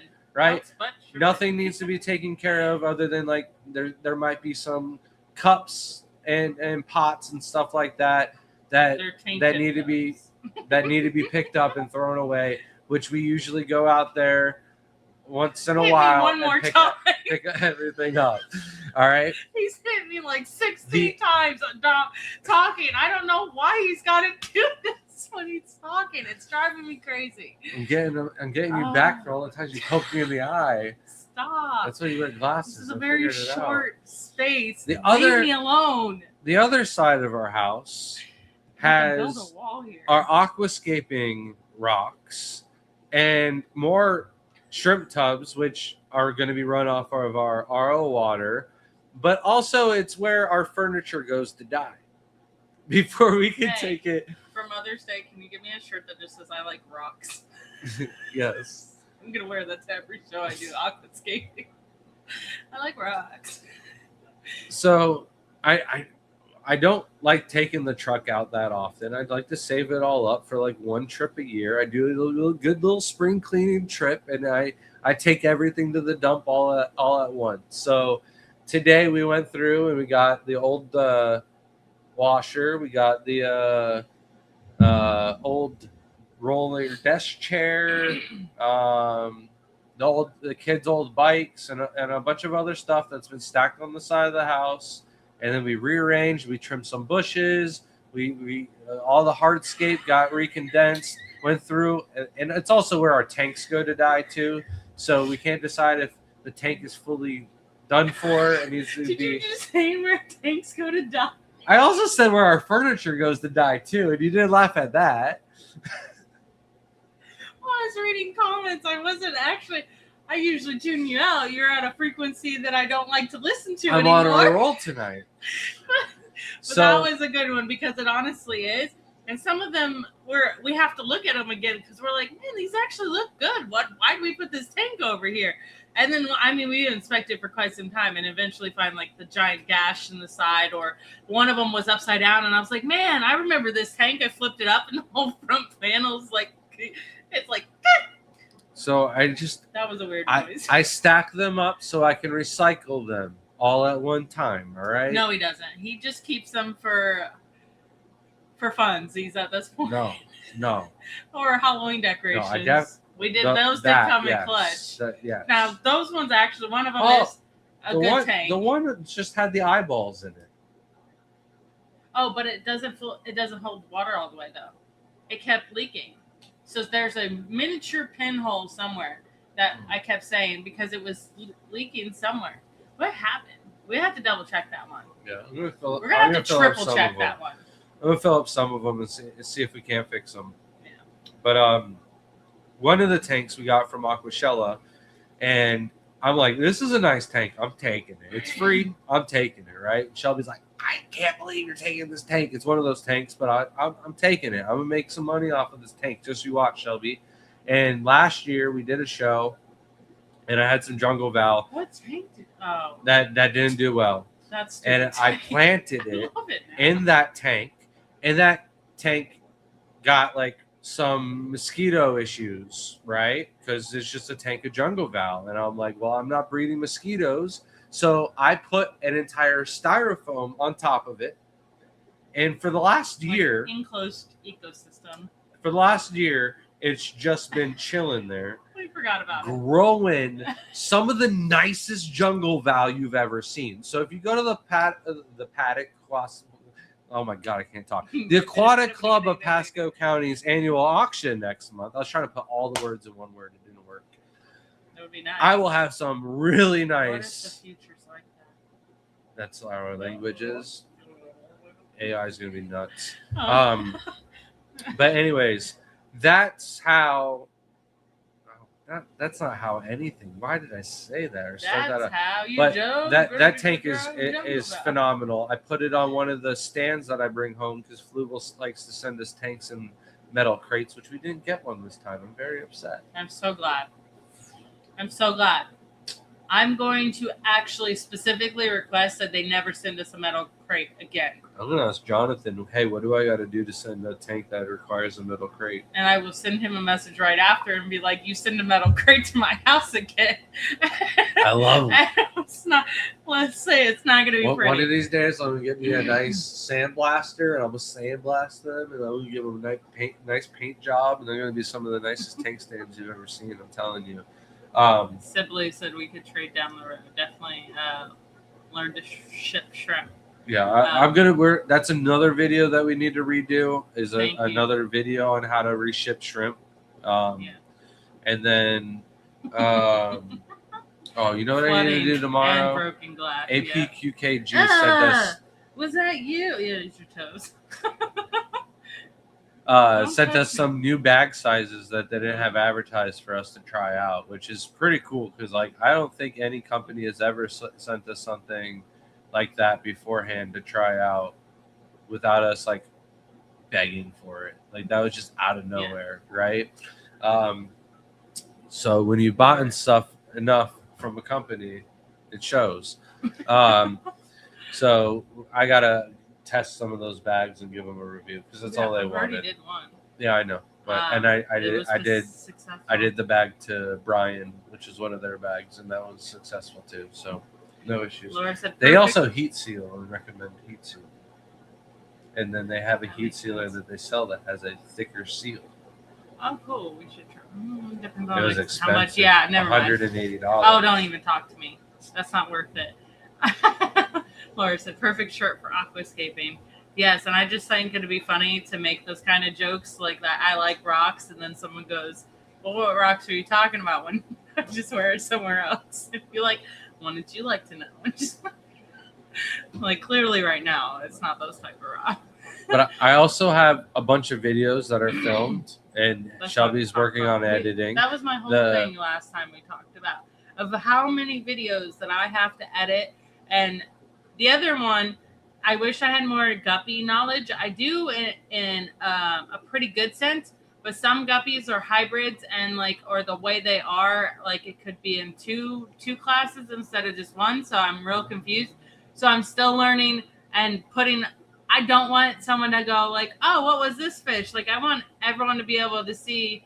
I won't be able to do it for every guppy, but at least the ones that placed that look good. I wanted to make sure that the person that put them in the contest and what kind of guppies they were or named, and lining them up too, because I might have missed some of the guppies. I was very busy and had the baby with me, and I'm pretty sure I filmed everything, but now I'm not totally sure. But SD Catapult has come and got me too. So some reason, I feel like it's probably safer playing in the street than it is in your house. Most of the time they're playing, it's very late at night, so we want to be outside. The sun goes down. We're busy almost all day, so the only time is usually in the afternoon, and they just like to play. And it's Florida, and there's some neighbors on our street that like to go flying down the road. Yeah, I yelled at one today. I've been very close at throwing projectiles at cars going down the road. Well, our kids were playing across the street today with a volleyball, and they had knocked it out of their hands, and it was going towards the road. And the neighbors, only 4 houses down, should not have been able to pick up enough speed to speed by our house at had to have been going 40. And I stood up. White SUV. Yeah. Yeah, I stood up mad and about got that too, upset. because it was just as soon as I stopped playing. And it was if it had been 10 seconds sooner, they were still there. Yeah. Yeah. It's annoying. So frustrating. No, and there's a new driver up the road, and she thinks that it's okay to go as fast as she can home, and it's not. There's our house tends to be the spot where all the kids in the neighborhood meet up to go play, and we don't have room for all of them inside. That's definitely true. But at nighttime before the kids go to bed, we usually play like dodgeball or baseball or volleyball or something in the hallway. That does remind me when Jaden was younger, and we used to play a lot more games in the living room because of the way it used to be set up. If you were with us when we had like the racks by the what are you doing with that smile? The racks by the TV, and then we had a big white thing that his parents built, which was weird. But we had like vases full of water. What are you doing? Nothing. I'm dressed. You shouldn't.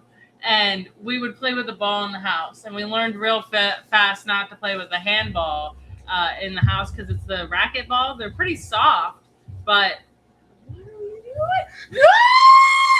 doing? It's under the couch. You're not funny. You were trying. I'm so glad it's under the couch. It was a massive spider. Oh.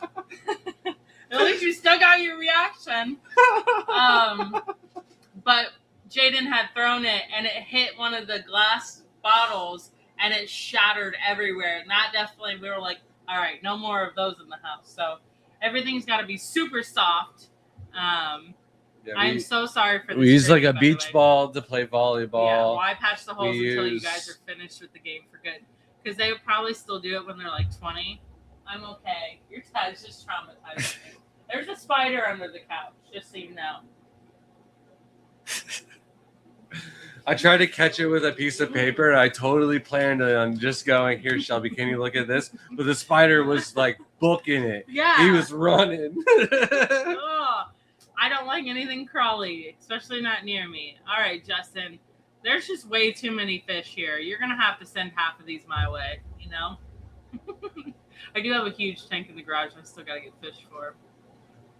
You should add the holes to the game and make them extra points. At one point when it was open, it was. We made it negative points if you hit it into the hole when we were playing. I don't know. Me and Layla were playing one night, and I let her. I said, if you could get it from back here and you can score it through the hole, then you get extra points. Oh. But she had to break the paper in order to do it, so we had to replace the paper several times because she's got some good aim. So I would say the most risky ball that we do play in the house with is a racket ball or a handball, and we play handball. And if you hit the handball through the wall, that is a negative point because that is not a good shot in handball. Okay. Well, hers said, oh, yeah. When's your big auction? Ours is, it's not too, I guess it is big, but it's not, August. It's not that big. 11, not like yours that people come up to. Our club has a serious issue. All right, our club has big enough and not enough volunteers.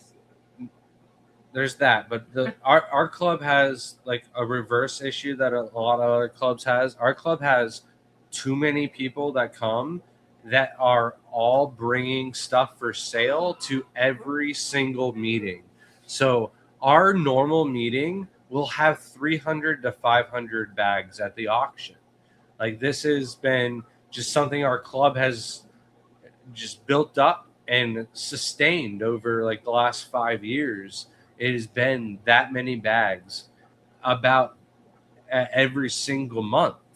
So when it comes to our annual auction and we only get 600 bags, but like last month we had 500 bags because of the speaker. I'm not saying that, but like in theory, it's happened before in the past. It doesn't really seem like that big of an auction.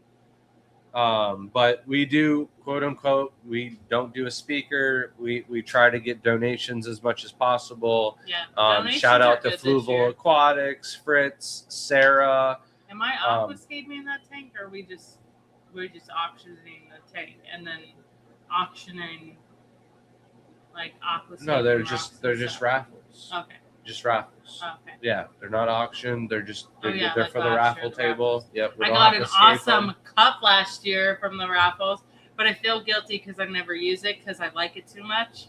And this goes for us being able to bring in speakers and paying for the venue cost, and like when we have speakers come, we like to give them a little something extra as well on top of that. And Our volunteers throughout the year, they get a little something for Christmas time and Mother's Day. We like to buy flowers for the mothers that come to the meeting and stuff like that. So it is nice to have the support that we get from our sponsors at these shows. So definitely looking forward to it. But every single club meeting has a really I wonder how many decent amount of I bags. can make out of one batch.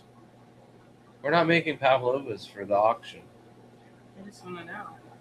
I don't know. How many I can get out of one batch. How many can I eat out of one batch? Probably all of them. Right. Especially if we're filling them up with curds. Curds. How many prices? Oh, how are the prices with this many bags at regular auctions? It is a definite buyer's market. Like, I do not like to bring many things to the auction because they generally go for very low prices. Loaches, eels, cories, not really discus. It really depends on the but month. plecos, these rotates. all fetch like very fair prices. If not, I've seen them go for more. Puffer fish, I've seen puffer fish go in the auction for more money. I've seen pygmy cories go for more money than what you can get them at stores. And sometimes it's worth paying more money because these are from homebred hobbyist breeders. Like we have Uncle Joe's Fish Shed here in the chat. We'll have something for you at the meeting. Shelby just reminded me and put it up, so we'll bring that. But yeah, some things are worth it. But like our shrimp, for instance, the first few months that we were bringing shrimp to the auctions, good money, like decent amount of money. But then those people got the shrimp and started breeding them, and everybody's got the same water parameters. So if I can do it, they can do it. Everybody can do it. Now, 90% of my club, if they keep shrimp, probably have one of my lines, and they're also bringing them to the meeting. So the shrimp go for like $1 a shrimp sometimes. We definitely never bring Caradina shrimp because those will go for $1, and it's like that's not worth it at all. A lot of the plants will sell for pretty cheap, but I'm bringing a lot of the plants that I'm trying to trim. That tank, have you noticed how the newts have like cleared out the caves and made their own passageways? It's becoming like one of my favorite tanks. It's very neat. I can't wait to show that one off in the tour video because it's come so Did you far. put a lid on the side of the filter has always had a lid. That light needs to be replaced. I want one of the fluval lights that goes all the way across. That's all the way across? It's only 2/3 of the tank. It's a smaller light, and now we have the bigger lights. It's on the notes for everything to do. I just realized what? The other ones might have stopped breeding because they haven't had a light. No, your good day. That light hasn't been off for that long. Yeah, No, it hasn't. It has. No. For sure. No. We can argue, but These have been breeding for a while. Whoever came to the house last, Jeff Miyoki, that tank was on. They have not been breeding. Lies. Straight facts. Sorry, but I had to replay that screen. I wouldn't be surprised if Grant Listen, tells someone to waste if somebody their time. clips it Yeah, and sends it to me, I will give you some free shrimp in your next order. Maybe if Grant went through his messages with his buddy Eddie at one point, if he scrolled all the way back at the beginning, can I post he that could now? probably find. Can I post that now? We're big enough on YouTube. Can I post that now? Oh my gosh. So. Oh yeah, to make everyone laugh at me. Or everybody just go. Joke. Oh man. You could post it, I guess, for that day. I'll try and get it, but you like bruised my eye though. I didn't know. I've seen other people do it. I didn't think it was going with a gallon. Didn't think it was going to be. Of water. Didn't think this guy takes a gallon jug of water, puts it at the table. This is all filmed, by the way, and tells me to come look at it. I tell him I don't trust him. I shouldn't have trusted him. He said, "But there's shrimp in here or something." I said, "You got to look at this interesting, unique shrimp that I caught. I can't believe it. I had to put it in this container. We got to figure out what to do with it. Come look at it." So she goes and she looks at it, and I might have gotten a little out of control at this point. A little? Because I also thought that she was going to realize what I was doing. So Grant went, thunderclap, as hard as I could probably. and the eye was right over the hole of the jug, I'm still mad and about the it. water Every hits time her, I bring it up. and you hear bruised my the impact whole eye, for like- sure, but then you just hear it go, "Oh my fucking god!" All right, I'm sorry, I tried to bleep it, still messed it You're up. gonna have to bleep it. I think But- there is a bleeped version. But My fucking eye. like a week later or a couple days later, she needed to get her gallbladder taken care of, and I'm at the house watching the I'm having kids. a rough 2 weeks. and my buddy Eddie's like, happens. "Hey, dude, you want to hang out?" And I'm like, "Come on over." And he's got this DJ equipment and all this editing software and sound technology and whatnot. And we did a monster mix-up mash of Shelby getting hit in the eye, and it was great. It was great. So I thought it would cheer her up to show that to her. When she got out of the hospital, she did not like it. You know, honestly, the more you talk, the more people are like, "Why did she stay with them?" But at the You're time, just confused. that was the trend on YouTube and Facebook. Everybody was doing that. I mean, people still do it, but people. I do it didn't with think a I was gonna water get her. bottle, not a whole gallon. I of had to water. change it up. You would have noticed if it was a 2 liter. People do My 2 eye liter still bottles. hurts too. thinking about Well, it. listen, You're too I much. suffered with it for years afterwards because every time she goes, "Hey, look at that! It's Ow. right in my Can eye." you You've got stop protection today? goggles on.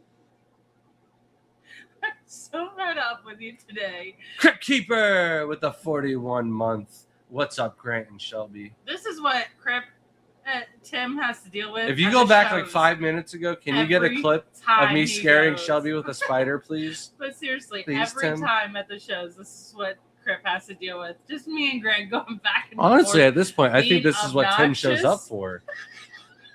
It's like going to see those reality, like Jerry Springer, Yeah. but like not Jerry Springer. That's I'm a bringing the horrible chair next example. time. But like the live audience, though, you know what I mean? He's just like, I get to see it.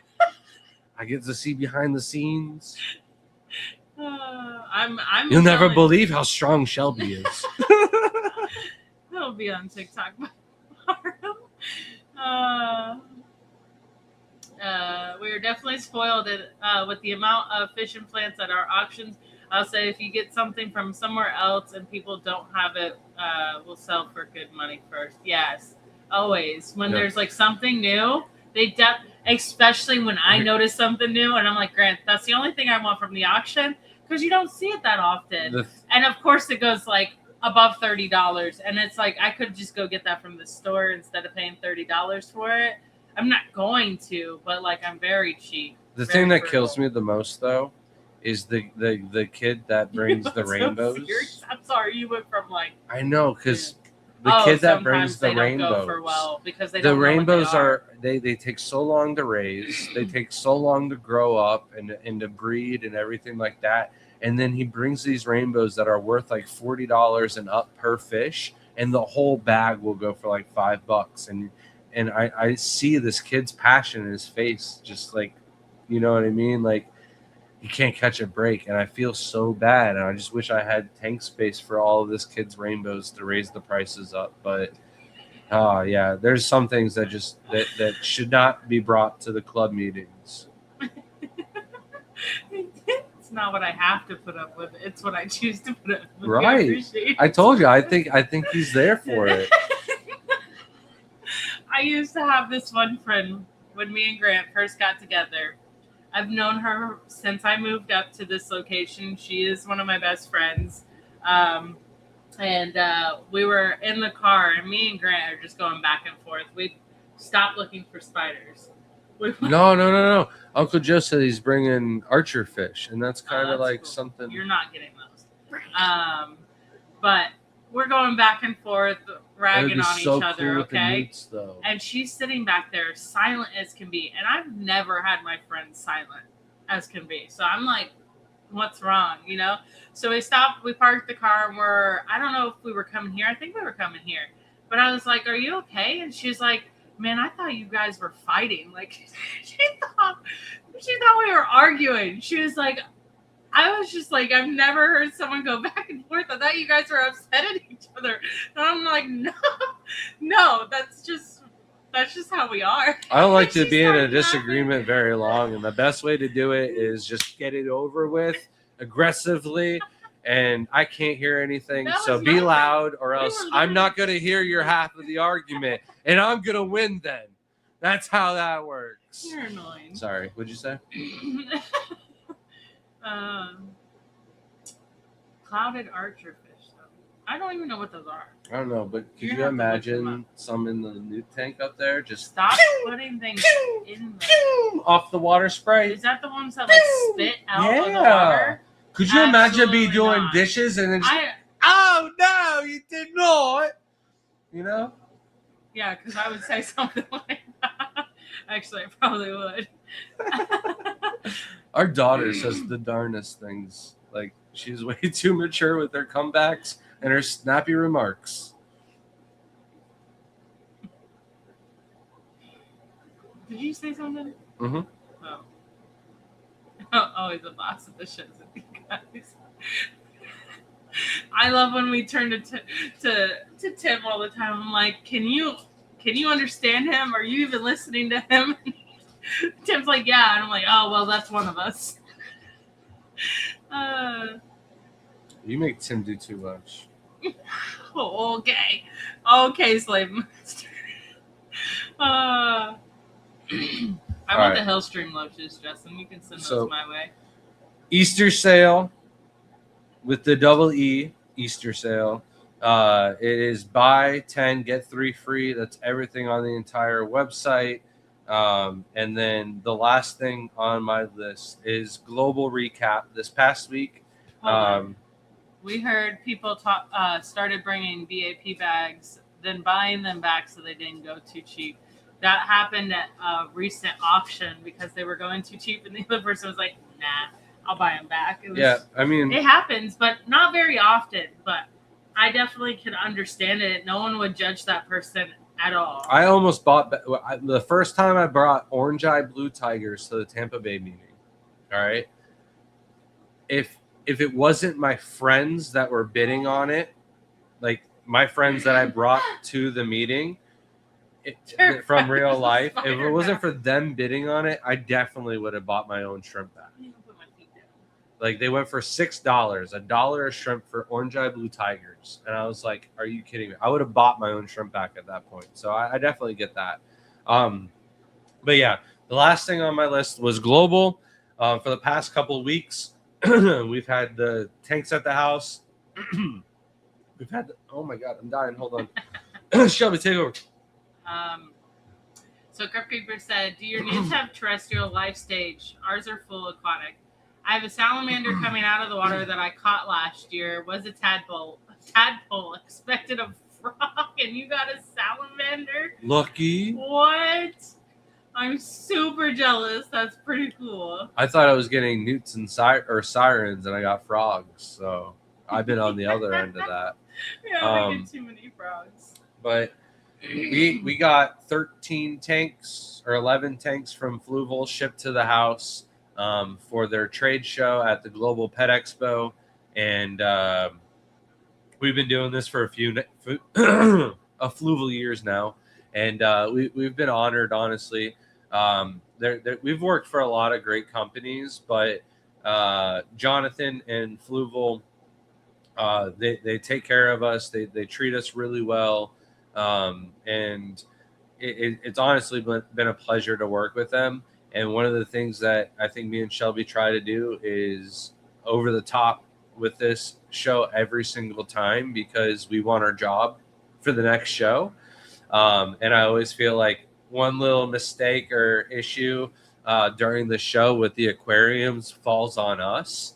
And so it is like a big responsibility, but for like the last 3 years or more at Aquashella, we've been averaging like 12 tanks a show. Sometimes we've done like 30, at least 22 tanks. I think it was one time in Chicago that we had scaped at just one show. And it's gotten to the point where we're quite comfortable making sure that wood's not going to sink. or float. I still had a piece of wood float, though we were using new super glue because I don't know what happened to all the super glue in our town, but every tube of super glue that we bought that was of brand that we trusted and used before was like dried in the tube before it was even opened out of the package. So not sure what's going on with the what are you looking at? I can't even tell what that is. Pictures of the new. I'm just losing it on that little leg. Yeah. I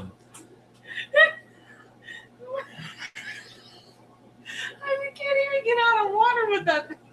What's it gonna do with that back leg? It still needs some time, but What's with that? we've kind of not perfected it, but we're very comfortable setting up aquariums and not running into issues, or if we do run into issues, we can help solve them. Like especially in the aquascape contest, you've learned so much, and when something goes wrong, you've got to fix it fast. And some of those things, that's why we get treated well, is because like doing water changes during a show, and a lot of these things can be really, really tricky. And we've helped the Fluval booth figure out some things and streamline some things that's made it really easy that we keep getting welcomed back. And not just welcomed back, but pretty much anything aquatic related at that show that they order extra, or they're not going to end up using it, or they just found in a crate that they didn't even know had been traveling to shows for X amount of years, or they're going to get rid of certain lines of something. They always give us first dibs on these products. And we've brought in home many aquariums, many filters, heaters, a lot of things that we definitely do not take for granted. And we've had these discussions with people about how we're aquarium hoarders and all this stuff. It's hard to throw away equipment that's like pretty much brand new, maybe being used for 3 or 4 days. And a lot of times we'll get stuff brand new in the packaging. So, or just not that. It's like also some of the lights we've bought over the years, like it's just the switch on the side stops going. So you could solder it and it's a working light again. But like finding the time to do that, we've grown too fast to do things like that, where like back in the day we'd have a little bit of time to maybe spend a weekend doing it, but we really just don't. We're too many other things that are in the priority list, so then they just kind of accumulate, and like it'd be nice to fix them, but I just don't think that's going to be realistic. I feel like one day someone's going to score out on all those lights and be super happy. I think I should just bring them all to the Pasco meeting and sell them in one bundle, and whoever takes it, and they can work on it and get out of it. But I got to a point where I was like, all right, these 6-foot lights are expensive. These are the only ones that are really worth repairing. And we haven't lost any more 6-foot lights. Like once I did the solder switch delete, they're like good forever if you just replace the box. And like looking at these LED lights, I don't see a single LED bulb that's gone out on any of the lights. Yes, one in the hallway went out, but that one's seen water a few times because the lid wasn't the best for it, and the light's smaller than the lid, so it goes in the tank. But other than that, every other light has been worth like holding on to and fixing it. But whether or not I have the time or not, that's another story. But lights are like one of our biggest commodities, and this show, Fluval, found a bunch of their lights that they had like without packaging. It was just for when their Fluval Planet lights came out, and there's like 4 different clusters of lights. I still haven't gotten to go through all of them, but they're, like I mentioned, they're pretty much all brand new. Maybe they were run for 3 or 4 days and then packaged up, and we got to bring those home. I know one of the bundles alone was $1,500 worth of lights because there were 4-foot lights and there were doubles. I told you there's 3 lights in there, and he said they're $500 each retail for those lights because they're the highest spectrum ones. That's very rare occasion that we ever get. Yeah, no, we've never gotten treated like that. usually it's like a beta tank or a kit or a flex or which we usually rocks donate and because we don't have room for. yeah. We brought home some beta tanks for this One one. of them's going to a really good friend of ours who watches our dogs. Then the rest are being donated to our club. To the Pasco Club. And he's like, raffle. You want these? I was like, if I take them, I'm donating them to my club. And whatever else you have, I'll take it and donate it to them as well. Because this year, our fish farms in Florida took a huge hit. And I know a lot of the people that generally donate every year are just not able to donate. And like, we don't look down or frown upon that at all. It's something that they've done and supported us for many, many years when they can. And this year was like the roughest winter we've ever had. And I understand not being able to get donations. So I try to hit the dry goods as much as possible. Oh, yeah. One year we had like the nicest angelfish that they donated to the club and made me want to get back into angelfish. And I'm a sucker for angelfish, which we do need to buy an angelfish for the our grandma's tank. Oh, yeah. So, but yeah. Atlanta allows people to BAP at the swap meets now, so if it doesn't sell for our price, it can go home. Maybe a new method when trying to bring in $100 plus pecos. Yeah. But does the club get a cut out of that too? Because I'm always trying to figure out a way to make the breeders happy and still benefit the club. Because if the club isn't at least making some type of cut, there's no incentive for the club to run that program. So, and we're trying to do like $200 breeder of the year kind of giveaway and stuff to entice people to get entered, and still we can't have any luck. Stephen said, if we all lived closer together, we could put one hell of an aquarium rummage sale. That'd be pretty crazy. It'd be an aquarium flea market. That'd be so cool. But seriously, I tell Grant all the time, I'm like, we could do like a yard sale, but it would just be mainly aquarium products, and people would be like, well there's nothing but aquarium products here. Don't have anything else. Even like our books in the house are 90% aquarium. Other 10% is like Jane Patterson. This is what I think would be a big hit is if we timed it out for like January of next year or something like that, right? Where we had time to go through everything and pre-price it out, and we announced it to the clubs, and we did it like after a club meeting, right? And the Sunday afterwards or something like that. We only do it for 2 days, and you get to come and do a quick walk through the house. Because there's so many of our club members who would love to come by and see the house. Only be club members. Like I can't. Right. Yeah. Right. It would just be club members that get to walk through the house, not the random people. Allotments for that. That's why I said a quick walk through the house. Okay. Like, all right, yeah, but group one, come with me. No, it's not gonna happen. Those people are just gonna stand there and they're gonna ask you 16 questions there's just not enough room for everybody to come. So even if like they came in waves, and I explained to people, and then that's everybody's one and done, and we can take care of the whole club all at once. I'd be down for that. Was talking about that their store's really small. It's about 2,000 square feet. And I was like, my house is smaller than your store. And I just find it funny when someone says, yeah, it's only 2,000 square feet, real small. And I'm like, that seems pretty decent size. I think you can get quite a bit in there if you didn't have to put beds or furniture or TVs. But that's pretty, or a kitchen or, a stove, a fridge. Move those out, and we actually could put like a counter with a register, and then, we're golden.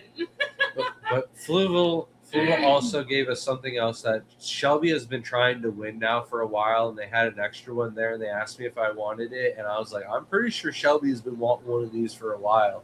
And I asked her, and she's like, yeah, you grabbed that. Though? No, I didn't. Okay. No, I hope not. I hope not.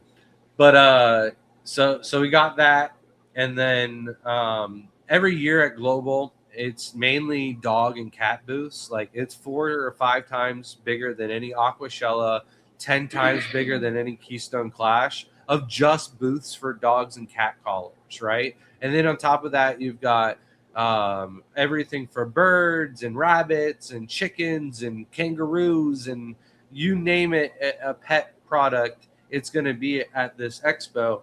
And it is one of the biggest in the world. Bags. It's like second or third. I don't know if Super Zoo or Global is bigger, but they're both like the same size. It's the same show in my opinion, just one's East Coast, one's West Coast. And then you have Inner Zoo, which is by the same company, but that one's in Germany, and you get a lot more of the European and not. I would say higher end on some of them. Higher end because it's closer to their headquarters. You know what I'm saying? So they spend more money, and also more people go to that one.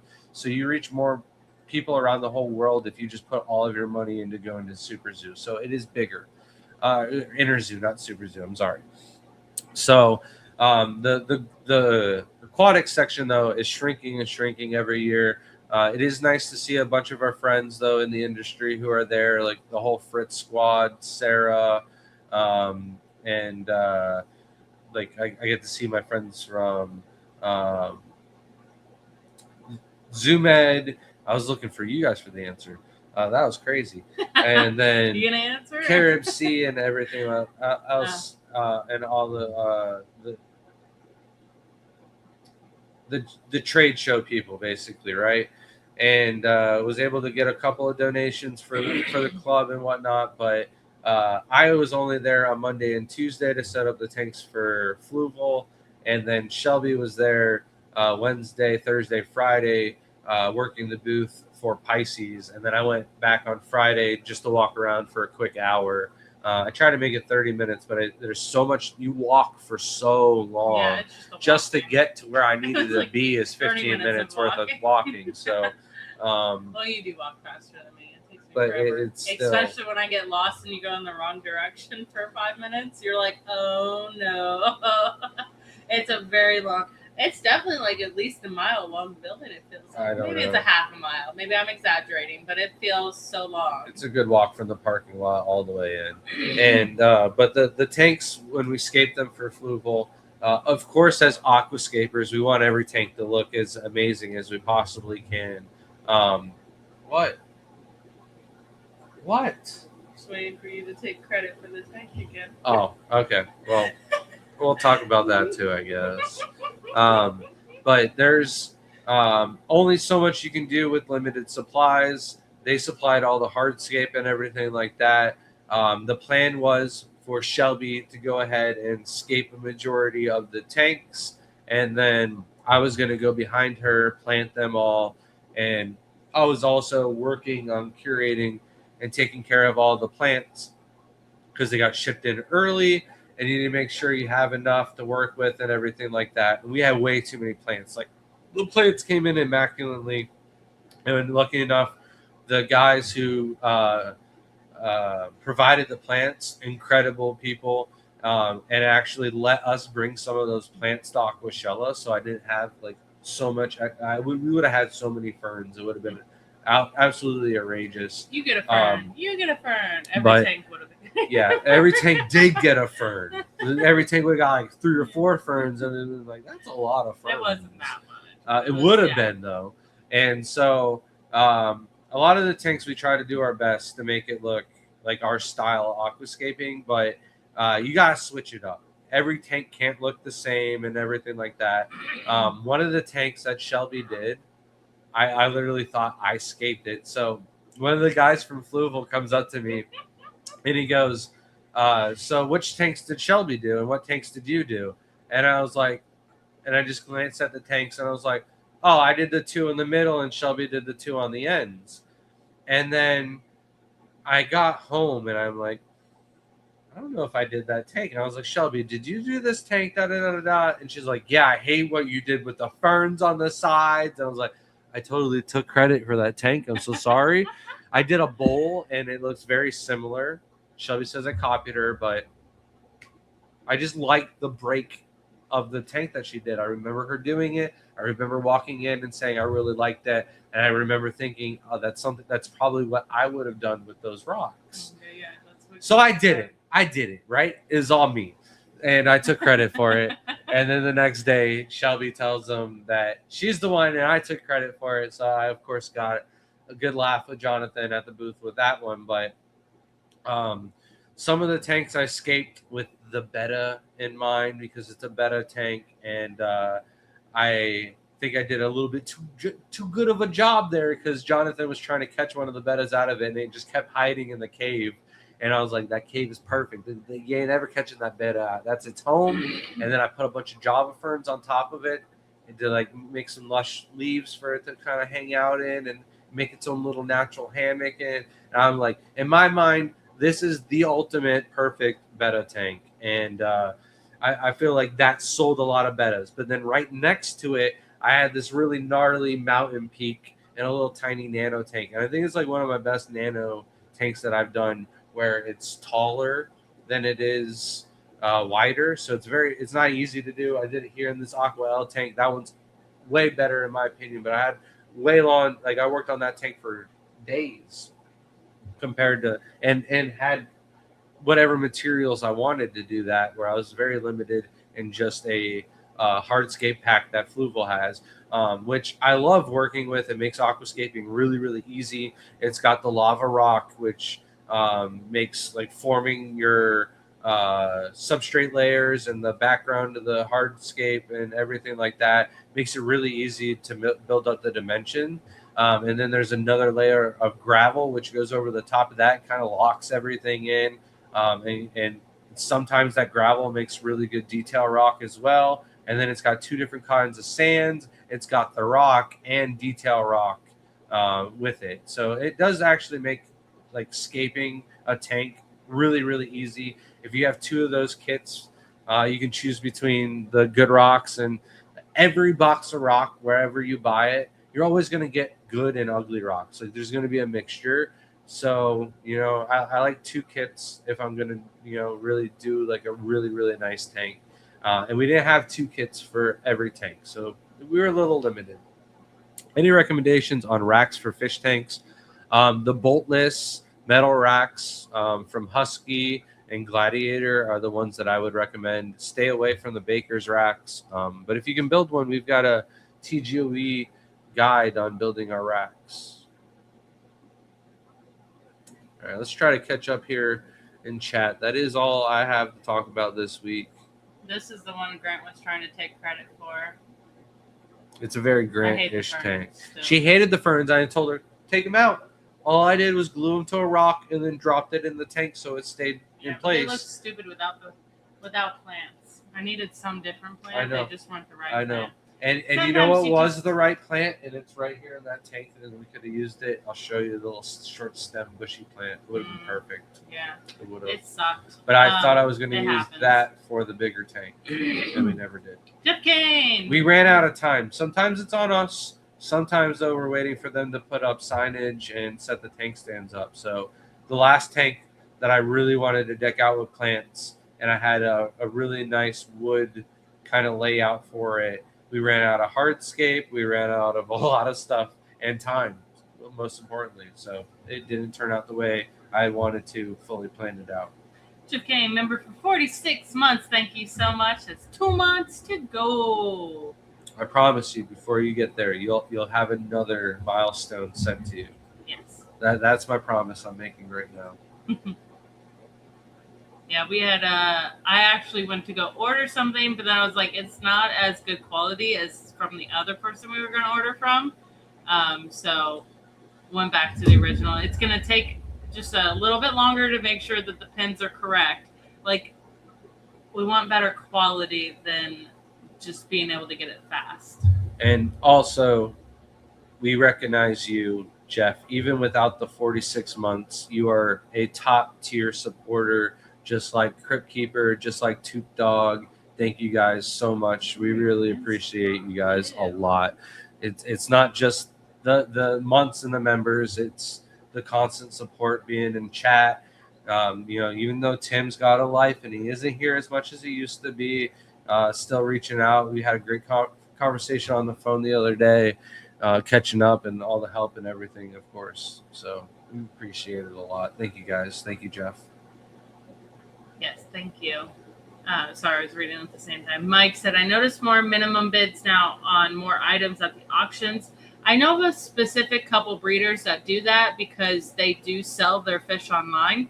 So they know that they can go home and just post them online, like on Aquabid. So they're not concerned. I think sometimes they just want to get rid of some of their stock. I wish my hair looked like this in all the lighting. But like when I even turn it this sideways, you can see the orange. It's not orange at all. It's just brown. Right, yeah. Brown and blonde. A little bit better. More blonde like that, and then brown when you turn sideways. Yeah. It's like orange. I don't know. orange. In the light last night when I went to go work out with a friend, and she saw it. She's like, "Did you dye your hair?" She's like, "It's a little orange." So, but yeah, it's always good to put minimum bids, especially on like if you don't necessarily need to get rid of the fish. But like me, I don't need 7 beta fish in my room alone, so mine are to be taken to the auction for other people. And like one of my friends wanted a beta fish, so that's why I'm gonna escape one of those tanks for her and bring it to their house because they do help us a lot. One of the only people we hang out these days. When do I get to come have a sleepover?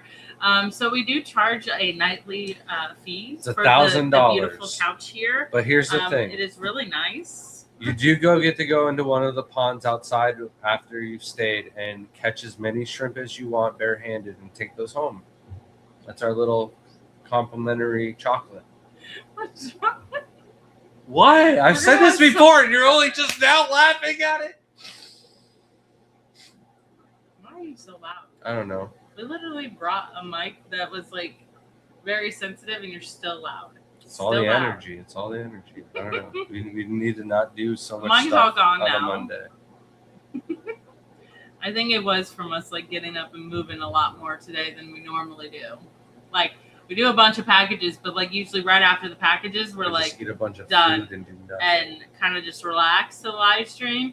But today was a bunch of work, yard work, moving stuff. Tomorrow I'm gonna tackle the garage. Yeah, I did some work in there. Oh. And I got to re-obfuscate. Tomorrow we're going to the bank and hopefully we can get things figured out to where we can get a loan. I'm not sure if we have to pay off our car and then reapply for a new loan, but we are in a position where we can do that. We didn't think we'd be in this position. So this month we absolutely killed it and we're trying to keep up that momentum, whether we can knock out some videos, whether we can crank out some sales, whatever it is, we are fueled up and more motivated than ever. Also, the beard, the hair, everything's got to go. So I'm trying to freaking get this video done. I'm sure some of you have figured out what I'm going to do, but there's only 25 of you here, and I'm hoping like a lot more than 25 people watch the video. So that's our like hope. 30 would be great. It probably will be. If I could get 2 people to notice what happens instead of just Justin. Justin's here. Shout out to Justin. We should both Justin's the only one that noticed last time. Yeah, he already said too. Bluegrass Bash. If we don't have our stuff for our members by the Bluegrass Bash, we're not going. And I will pay for that booth and I will make you suffer. I'm going to get milk.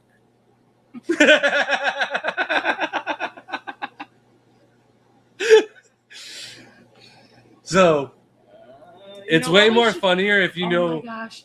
If you have to work with Harley for Reefapalooza, because last time I think you spent the night with him, if you have to do that again, what you should do is tell the kids, be like, oh, I just got to go to the store to get some milk. Just leave for the night. It'd be so funny. Don't do that. It would be funny, though, theoretically. I'll promise I'll do better to be here more. Yeah, how about you not have a life and be able to be here?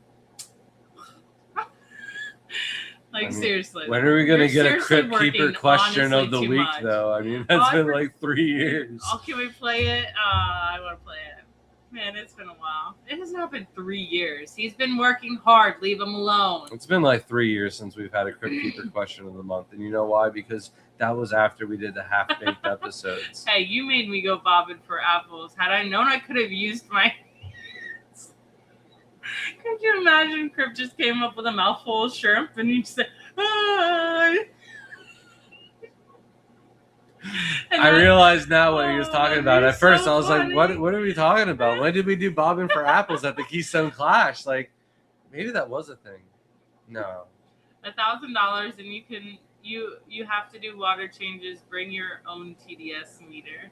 No, all the tanks will be water changed. That's what the $1,000 is for. I gotta get paid somehow. Have a good night, Laura. Thanks for joining. Shelby needs to come play in the creek with us. Yes, for sure. For the bluegrass bash. Yeah. We'll just leave you here. I'm gonna go get the milk. All right. Listen, I'm going. She's gonna be our Whether super leader. Can we get her? You get super your stuff cape? together or not. Don't You try know to what we hold should me do? back because you're Give not her gonna a get the cape stuff. made out of fishnet, so she could just rip it off and like catch fish. How cool would that be? We're gonna make like a YouTube persona of like Super Fishman, and it's just a guy running with just a net and like Florida vibes, no shoes, Hold on. just like underwear and a fishnet, and jumps into a creek, catches fish, and jumps out. I need my shrimp mask. Yeah. That's all I need. Have you seen the guy? I don't know if anyone's seen the guy who goes, "Shrimp Daddy here." He's wearing like an Elmo head or something. It's not even a shrimp, but it's Elmo. And he just goes, "Shrimp Daddy here" is his intro to every video. I've never watched a single one, but I see that you can't like scroll fast. I'm like, what is this person? You need you to lower your expectations, Mr. King. It's fun. That's so funny. All 36. Right. Oh my gosh, that's so funny. I don't know how we went 26 minutes over the 2 hour goodness. mark. Time flies when we're having fun. That's insane. What's more surprising is 27. See, we just People lost one. still- Still watching us. But they were like, "Oh yeah, okay, I gotta stop watching." but appreciate you guys. Hopefully, this 2 hour and 30-minute long podcast style will answer everybody's questions when they want to ask me why there isn't a lot of shrimp on the website. So yeah, hopefully you watched it all the way to the end, and just email me for your reward. Thank you guys so much for watching, and everyone who joined us tonight. Thank you again, Tube Dog, for the gifted memberships, Volps for the super chat, Wolf Knight for member 1 month, Crypt Keeper member for 41 months, and Jeff Kane for 46 months. And to all of you who have been tolerating us for many, many years, keep shrimping. Thank you guys. Ow. Appreciate it. Oh, sorry. I thought I could hit you so one more done time. with you. Good night.